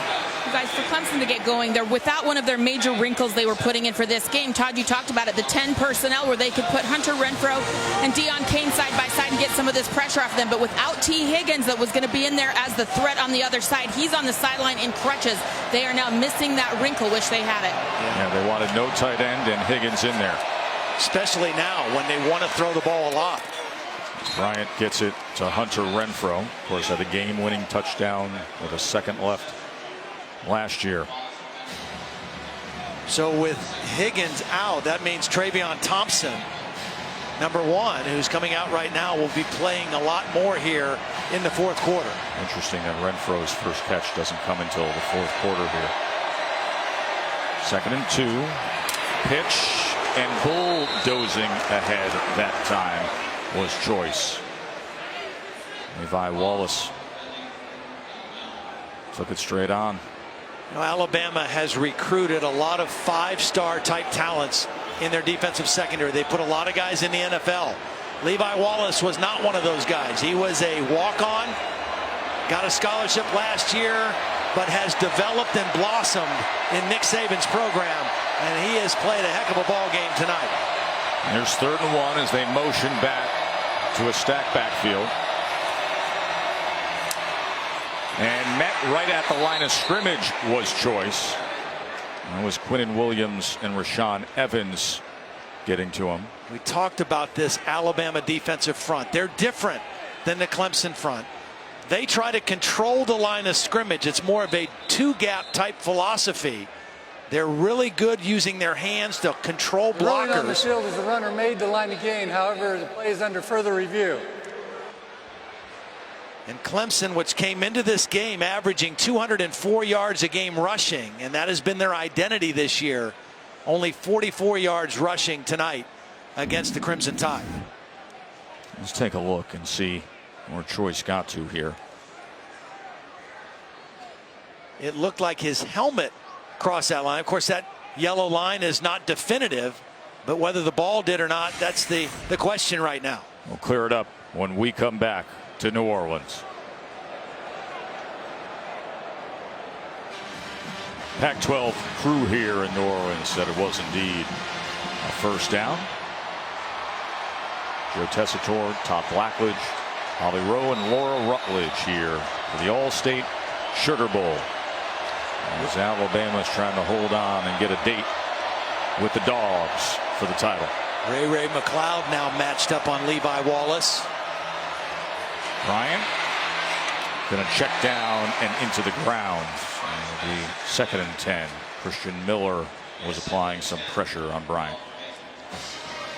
When Alabama's defense can get you into this kind of situation where they feel comfortable defending your run with 6 defenders in the box area, that allows them to play with 2 deep safeties, and they overmatch you in their coverage. And that's where they're at right now. They feel very comfortable that they can defend the run and still have 2 safeties back in pass defense. Wow. Nearly picked off that time by Lewis as they tried to go with the tunnel screen, and Lewis was sitting on it. Terrell Lewis, one of 2 linebackers that were injured in the Florida State game in week 1 that just now are back to full strength. And that time Lewis almost came up with the 3rd interception of the ball game for Alabama. 5th consecutive time Clemson 3rd and 10 plus on 3rd down.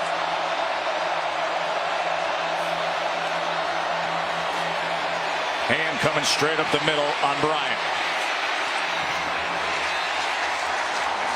And as we said, it's a much different feeling in this year's fourth quarter trying to dig out of a hole than last year's when Deshaun Watson was the trigger man. Well, again, part of it is the number of plays, and everything builds up to that. Alabama's been better on 1st down. They've been better on 2nd down. They've forced more 3rd and longs. So Clemson has not been able to stay on the field the way they did with Deshaun Watson the last 2 years. Last year, Clemson ran 99 offensive plays, and they're at 49 right now with 13 minutes left in the game. So those last 9 or 10 plays with that Tide defense getting worn down that really defined things.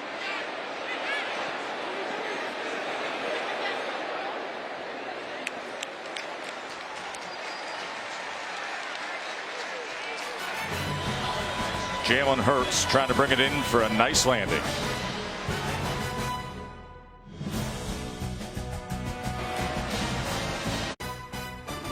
The Allstate Sugar Bowl, brought to you by Allstate, official protector of college football fans. Taco Bell, official partner of the student section. Sometimes you gotta live Mas. Nissan, premier partner of the Heisman Trophy. And IBM, you powered by data, knowledge, insight. That's you to the power of IBM. Big Al had a lot to be happy about in that third quarter. Our AT&T Pylon Cam offering up some of the looks of tonight's Allstate Sugar Bowl. Ron Payne had the touchdown catch, and then Mac Wilson the 18-yard interception return, and that has opened things up for Alabama. Let's go down to the field to Laura. Joe, Damian Harris is finally back in the game. We haven't seen him for quite some time. He's completely fine, but has spent a lot of time on the bike on the sideline trying to stay fresh. When you've got this many talented running backs like the Tide have, it's hard to keep that rotation fresh when they can't get game reps. And Todd, you would say it's a good problem to have, but it's also something they have to manage. Yeah, it is. And those guys have to manage it. Not just the coaches. The players have to manage that you've got to stay fresh and ready when your number's called. Harris slipped that time, so it'll be a loss of 5. I think all the backs that have been in the game have made productive plays. Bo Scarborough's made some nice plays for him. Najee Harris has been in for a few plays, and even Josh Jacobs. They've played 4 guys tonight, and they have all contributed in a positive way to the Alabama offense.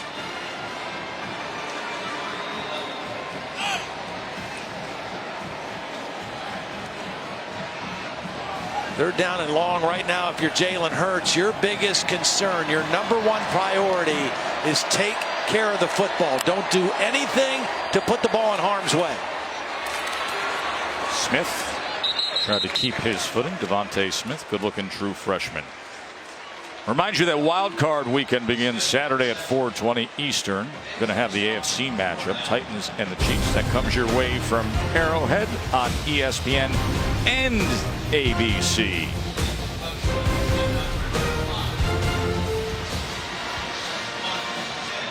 Clemson could use a big-time return from Ray McLeod right here.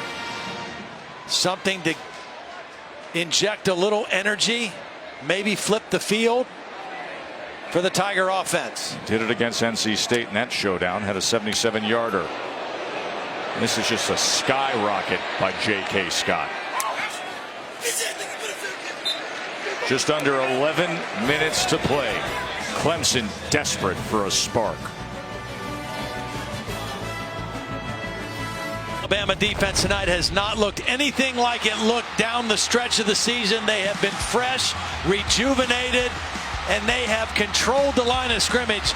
Anthony Jennings has had a big ball game, but again, that defensive front controlling the line of scrimmage, not giving any room in the running game. They've held Clemson to 45 yards, rushing the football. They've sacked Kelly Bryant 4 times, and they have controlled the action up front. It has been the defensive front 7 of Alabama that has controlled the football game tonight. Bryant quickly trying to get it to Greenlee, incomplete. Clemson is averaging only 2.4 yards per play. And big Sean Pollard is still down at the end of that.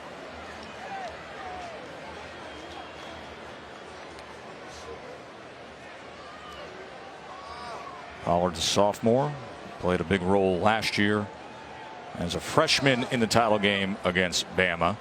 A great young man who serves his community. He started a pediatric cancer foundation. Had the young patients come to Clemson to shave his teammates' heads. See what happened to him here. It's hard to tell. He was just going on a cut block. Played 95 snaps in the game a year ago. Shares time at right tackle with Tremaine Ankrum, who will now be in the game to replace him. There is Ankrum.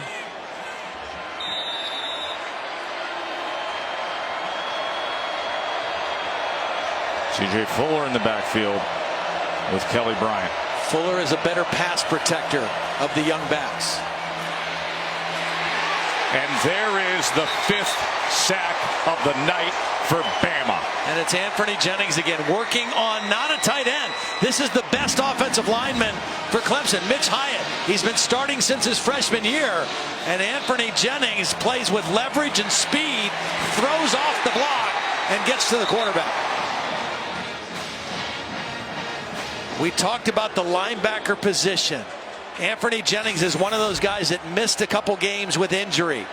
They are healthier, they are fresher, and they have dominated the game tonight.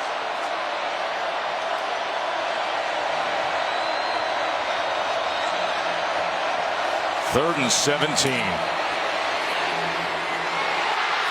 And nearly Wilson with another one. He had the pick 6 earlier, and that time Mac Wilson couldn't haul it in. Heavy pressure on Kelly Bryant. He has to throw this one under duress. Isaiah Buggs right in the pocket, and he threw it right to Wilson. And Mac Wilson just not able to catch that one. Now the defense did their damage. He had another sack. 5 sacks allowed is a season high for that Clemson offensive line. I'm sure right now for Kelly Bryant it must look like there's about 14 Alabama defenders on every play. 7th punt for Spires tonight. Fair catch at the 41. Closing in on an all-SEC national championship game. Bama up 18 here at the College Football Playoff semifinal at the All-State Sugar Bowl, where aerial coverage is provided by Goodyear, committed to honoring blimp-worthy athletes who demonstrate hard work on and off the field. Goodyear, official sponsor of the College Football Playoff. Clemson's offense has only totaled 113 yards against Bama's defense. Been a tough night for Kelly Bryant. Tebow and Watson look on. Deshaun, at this point in the 4th quarter last year against Bama, was starting to put on that incredible show.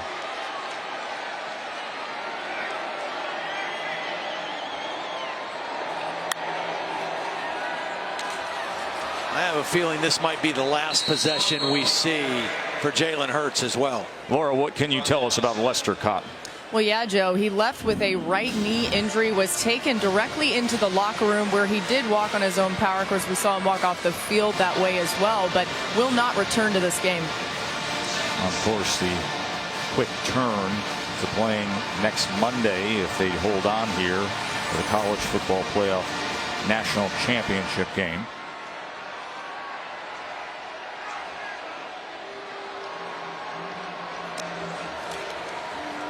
Scarborough again. This on 2nd and 7. NBA Wednesday doubleheader is going to tip at 8 Eastern as the Cavs go up against the Celtics. Then at 10:30 Eastern, Russ, Carmelo, Paul George, the Thunder against Lonzo and the Lakers. And coverage tips with NBA Countdown at 7 on ESPN. You know, Joe, in a lot of our lead up to this game, we've talked about what were going to be the keys. 2 great defenses. We talked about field position and staying on schedule, and Alabama has clearly been the better team when it comes to both of those things tonight. 3rd and 3. Hurts throws a dart downfield, and Henry Ruggs, freshman target, hauls it in for 15 yards. Nice job by Jalen Hurts getting outside the pocket, changing the launch point, rolling to his left, getting his shoulders turned. They're going to take a look at this to make sure it was a clean catch. Rolling on the previous play, a completed pass is under further review. Now, Ruggs makes the most of things. Been targeted 2 times today. He's got 2 catches. 7 catches on the year. 5 he came in tonight being touchdowns.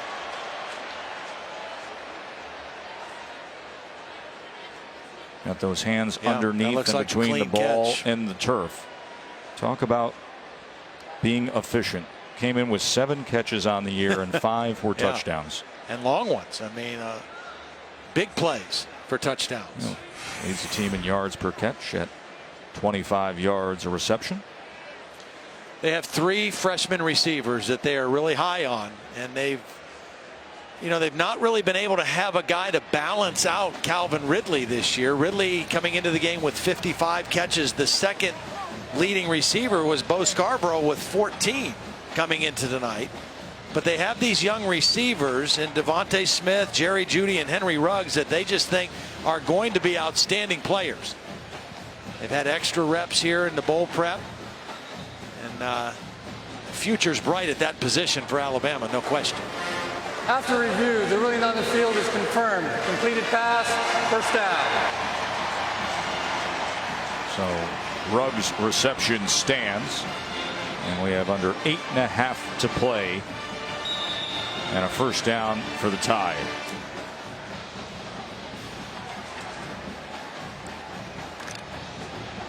Alabama going to use as much clock as they can at this point in the ball game and still maintain their aggressiveness on offense.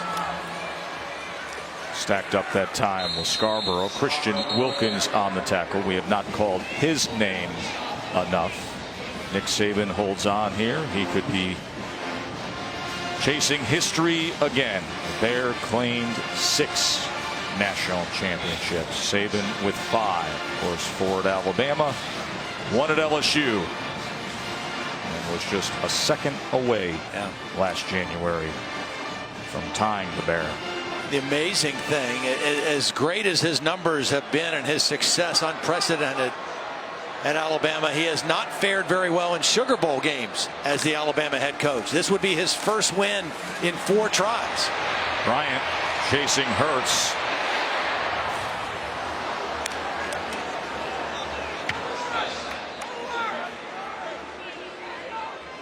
Somebody on the Alabama sideline, I don't know if that was Coach Saban or not, but somebody got wiped out. I think it was Nick. On that rollout, I think that was Coach Saban who got run over on the Alabama sideline. Let's take a look here, Tom. Jalen Hurts. Nick Saban, a former defensive back at Kent State, just kind of shakes that one off. The kids nowadays would brush that off. You know, he probably was doing that in his own way. 3rd and 10. As Hurts will throw it away again. Credit this Clemson defense for not giving up.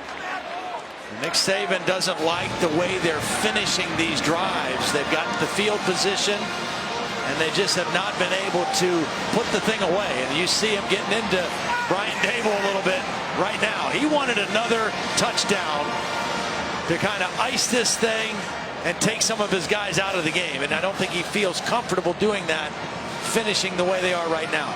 Listen, Dable is well conditioned to dealing with this kind of head coach. All the years with Belichick, and even the foundation of his career, prior experience with Saban, was with him a couple of years back in the late 90s.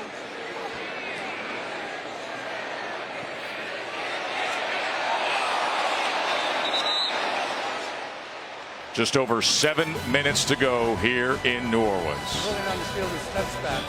First down. First down run by Kelly Bryant. So he goes ahead for 4. Now the tough task of replacing Deshaun Watson, and yet came in today having set the Clemson record for most wins as a first-year starting quarterback. Was the MVP of the ACC championship game, but facing his toughest challenge tonight, his refreshed Bama defense, as Hunter Renfrow will have it for what should be a first down. Only his 2nd reception of the ball game.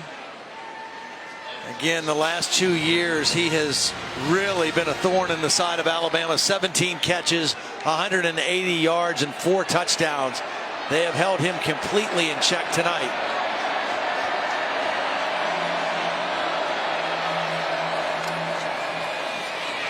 Adam Choice with a decent run for the Tigers.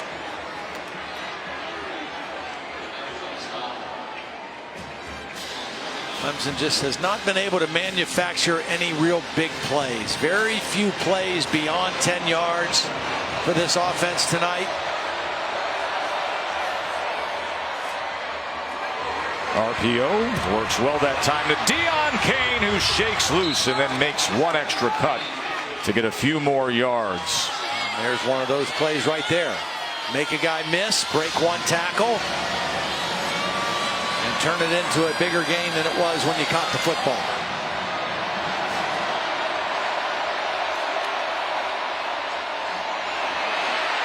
Jennings was getting after Kelly Bryant that time. There's no intentional grounding. The quarterback was outside the pocket, and the pass crossed the line of scrimmage. Second down. Anthony Jennings has the kind of physique and build that reminds some people of Courtney Upshaw, 6'3", 262-pound, redshirt sophomore. And he has had a heck of a football game tonight. Big, fast, strong, and disruptive.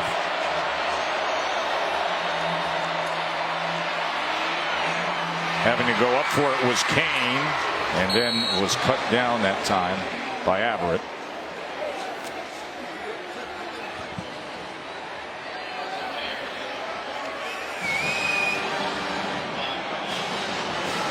See the numbers on Bryant. This is another thing that Clemson wanted to do tonight, is put Hunter Renfrow and Deion Kane on the same side of the field into the boundary. That's where they are. That was a big part of what they wanted to do tonight, but they haven't had many opportunities to take advantage of it in the ball game tonight. 3rd and 3. And Renfrow, as they are wont to do, was the target on 3rd down. See, when it's 3rd and 3 to 5, he becomes a really valuable receiver because he's quick, he knows how to work in space, and he has great hands. When you get 3rd down and 10 or more, he becomes less of a factor in your 3rd down pass offense. 31 career catches now for first downs, converting 3rd downs.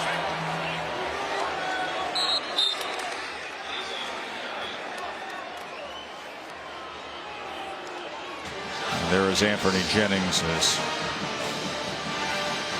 they're looking at that left arm. That was already taped up prior.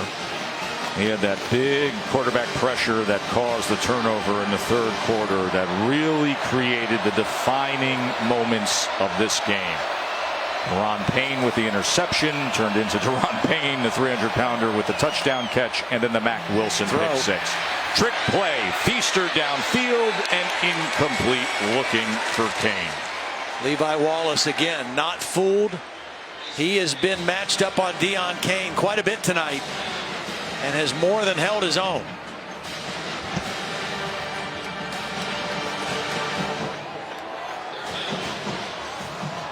See our down marker with the camera on it, stationed right in the midst of the defensive substitution. 10th play of this Clemson drive. 3rd and 7.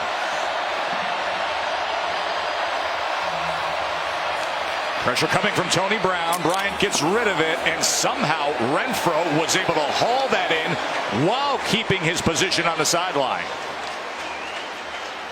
Now, beautiful catch. Working on Minkah Fitzpatrick.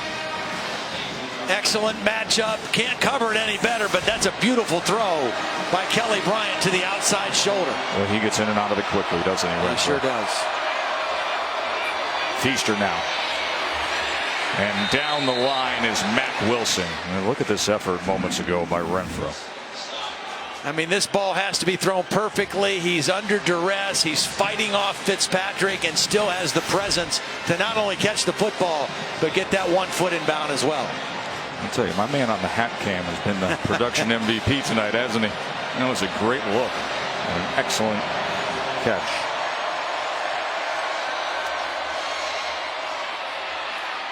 Straight up and spinning ahead towards the 11 that time was Feaster.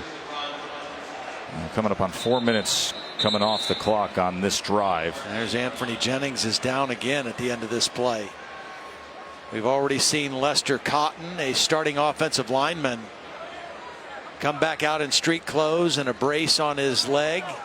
It's the last thing that Alabama wants, is to get thinner at linebacker. Of course, Sean Deion Hamilton is out for the season injured. Dylan Moses injured his foot in practice in mid-December. Keith Holcomb has been working his way back from a pulled hamstring. And now Anthony Jennings, who has played so well tonight is down here in the final 3 minutes of this All-State Sugar Bowl.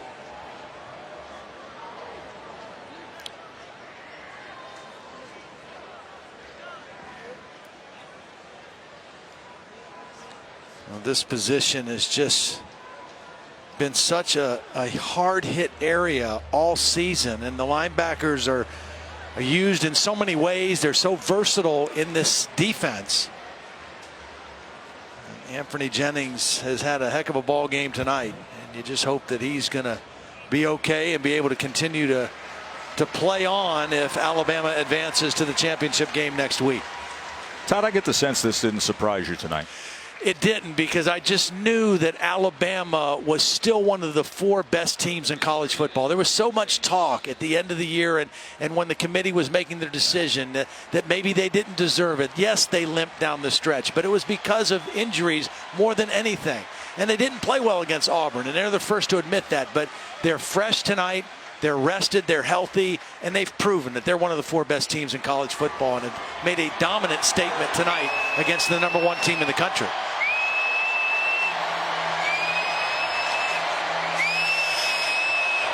We'll try to get you an update on Jennings, whether it's here in the game broadcast or coming up later with SVP on Sports Center.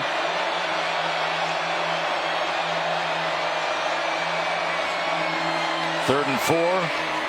That was low and incomplete. Yeah, I think it bounced off the turf. I would say the only thing that would be really concerning for Alabama right now, as you take a look at this replay, the hands tried to get under, but it bounced up to Hunter Renfrow, is that last injury to Anthony Jennings.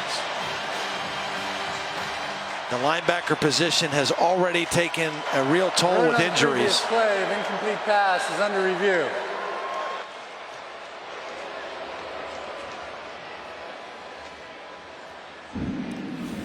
It just looked like this ball bounced up off the ground to Hunter Renfrow. He did get his hands down, but watch the ball.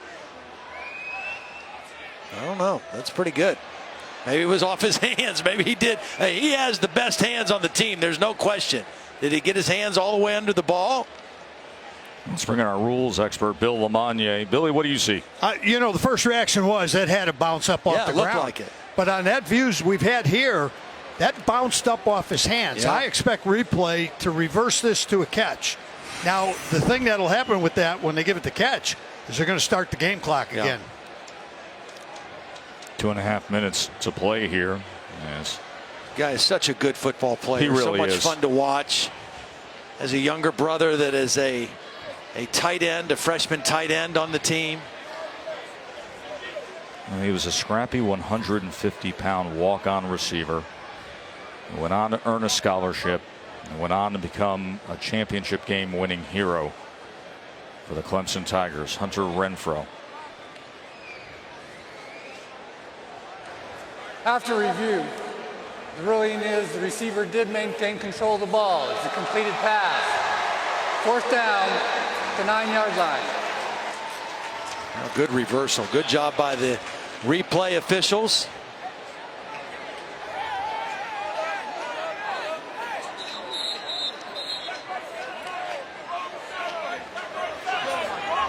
And the third down reception on this drive for Renfrow. That is his specialty. There's a catch on 3rd down, but not enough for the 1st down. 4th and very short now for Clemson. There is Jennings.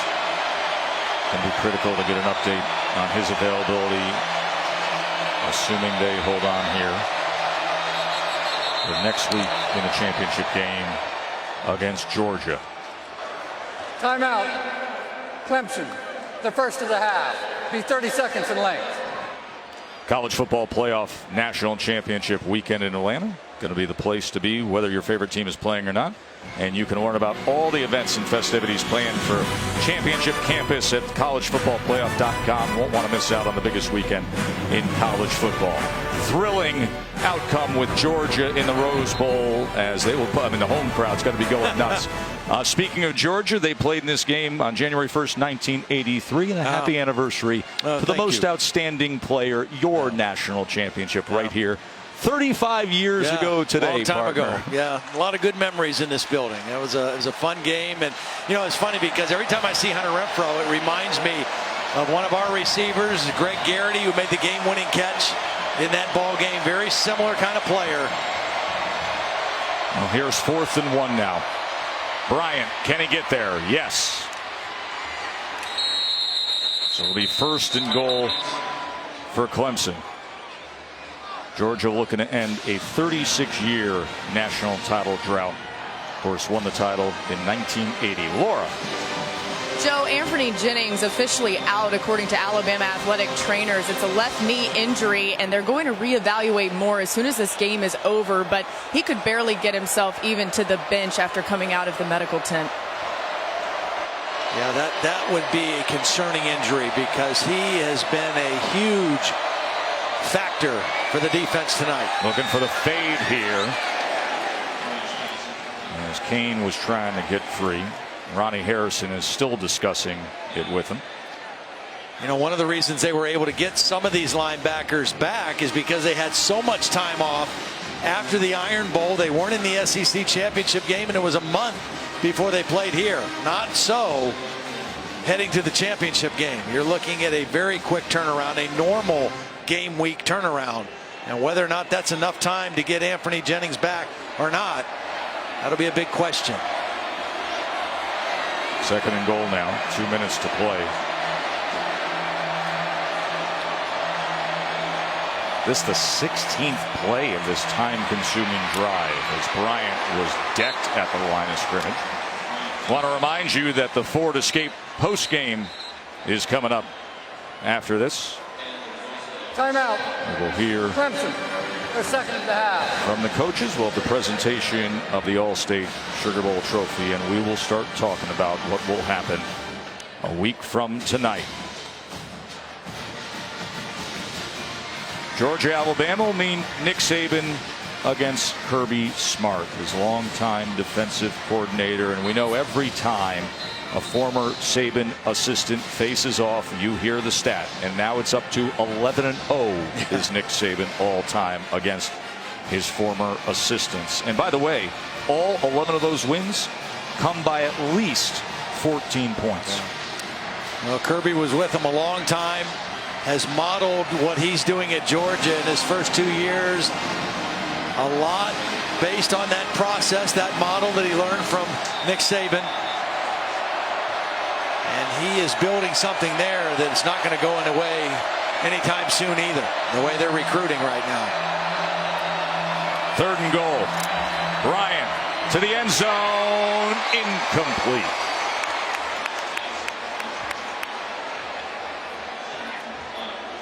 Alabama's defense very much wants to keep Clemson out of the end zone. Dabo wants a touchdown to build with his team as much as anything. That's why he called timeout. And it's coming down to this play on 4th and goal.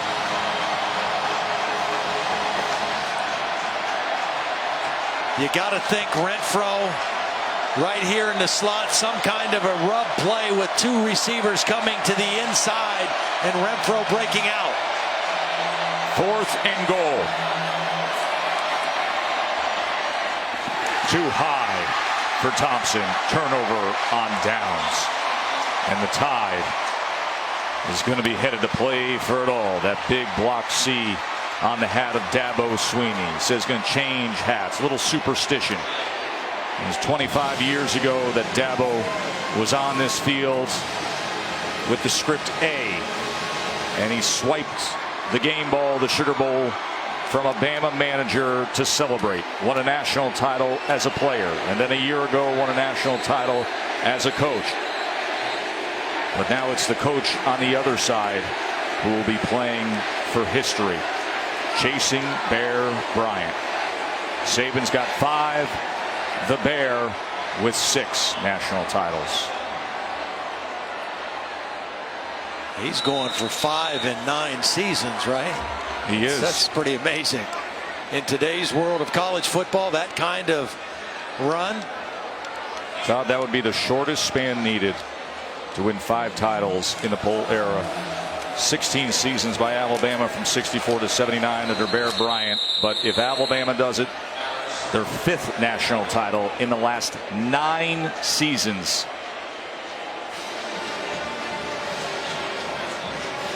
Well, the one thing you know that Nick Saban and his staff and his support staff knows about since they've been in the playoffs every year is getting a head start on both teams that were playing in that Rose Bowl game earlier today. And Kirby Smart, even though he's not been in this position as a head coach, was there as an assistant. I'm sure they did the same thing. And they have studied up extremely well on both Clemson and Alabama. 2 teams will be very well prepared next Monday. Harris looking to close this thing out in style here, as this will be the 2nd national championship game to feature 2 teams from the same conference since the title game was introduced in '98. Of course, Bama topped LSU in that rematch game in 2011. And now it'll be Kirby and Nick, former defensive coordinator against the big boss. Stylistically, you know what you're going to get. That Georgia run game, that Bama run game, the great backers, and a whole lot of SEC ball coming right in Atlanta. We talked about both defenses being great in this ball game. Clemson held Alabama to 258 yards, but Alabama was even better. 188 yards of total offense for the Clemson Tigers, and Alabama gets the win. 24-6. Clemson held to 188 total yards by that refreshed Bama defense. Kelly Bryant just 124 yards passing through 2 interceptions. Time for some fried chicken and some pig feet. That's what he says his favorites are. Time now for our AT&T Field Pass. Here's Laura. Thank you, Joe. Coach, this team put their destiny in others' hands at the end of the regular season, but were given another chance. How did they take advantage of that opportunity tonight? Well, I think what we wanted to do is reestablish our identity. I thought we lost it in the last game of the season, and the guys overcame hard. They played hard in the game. We were physical. So I'm really proud of our team in terms of what they were able to do here today. So, we got a lot of things that we can get better at, but just a great team win for us. Deron Payne with an interception and then a touchdown reception on the other end. What can you say about his performance? Well, he's played well for us all year long, and he's a great athlete for a big guy. So he got a chance to make some plays today. Now an all-SEC national championship, and you'll face off against your former assistant, Kirby Smart. Your thoughts? Well, I'm proud of the job that Kirby's done there, and they got a great football team. So, it'll be a challenging game for us, and, we'll enjoy this for a little bit, but then we got to get ready for that one pretty quick. Coach, I got to ask if you're okay, because we did see Jalen Hurts run into you and knock you down on the sideline. Everything good? I'm good. I'm really good. All right, thank you. They don't make them like they used to. Joe. Says Nick Saban, the 66-year-old coaching legend who had his starting quarterback run into him. But you know what? It's all smiles after a win. Holly. Well, Coach is walking through right here, but it is a 4-point game. Clemson has the momentum, and you get that pick. Yes, ma'am. What did you see on that play that allowed you to get that? I was just reading my keys, and I seen Anthony Jennings rushing that edge real good, and I seen the ball come out, and I just caught it and tried to go as far as I can. So then they call your number on offense at the goal line, and you've had that package in before, but at what point did you know they were going to actually throw it to you?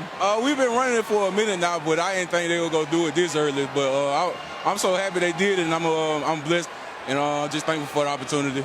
How many touchdown passes do you have in your career that you've caught? I caught one in high school and then this one, so that'll be my second one. How good are those hands? Yeah, they excellent. They should put me at wide receiver. Okay, I think we'll see more of it. Winning this game, you already have the paper in your hand that says sweet revenge.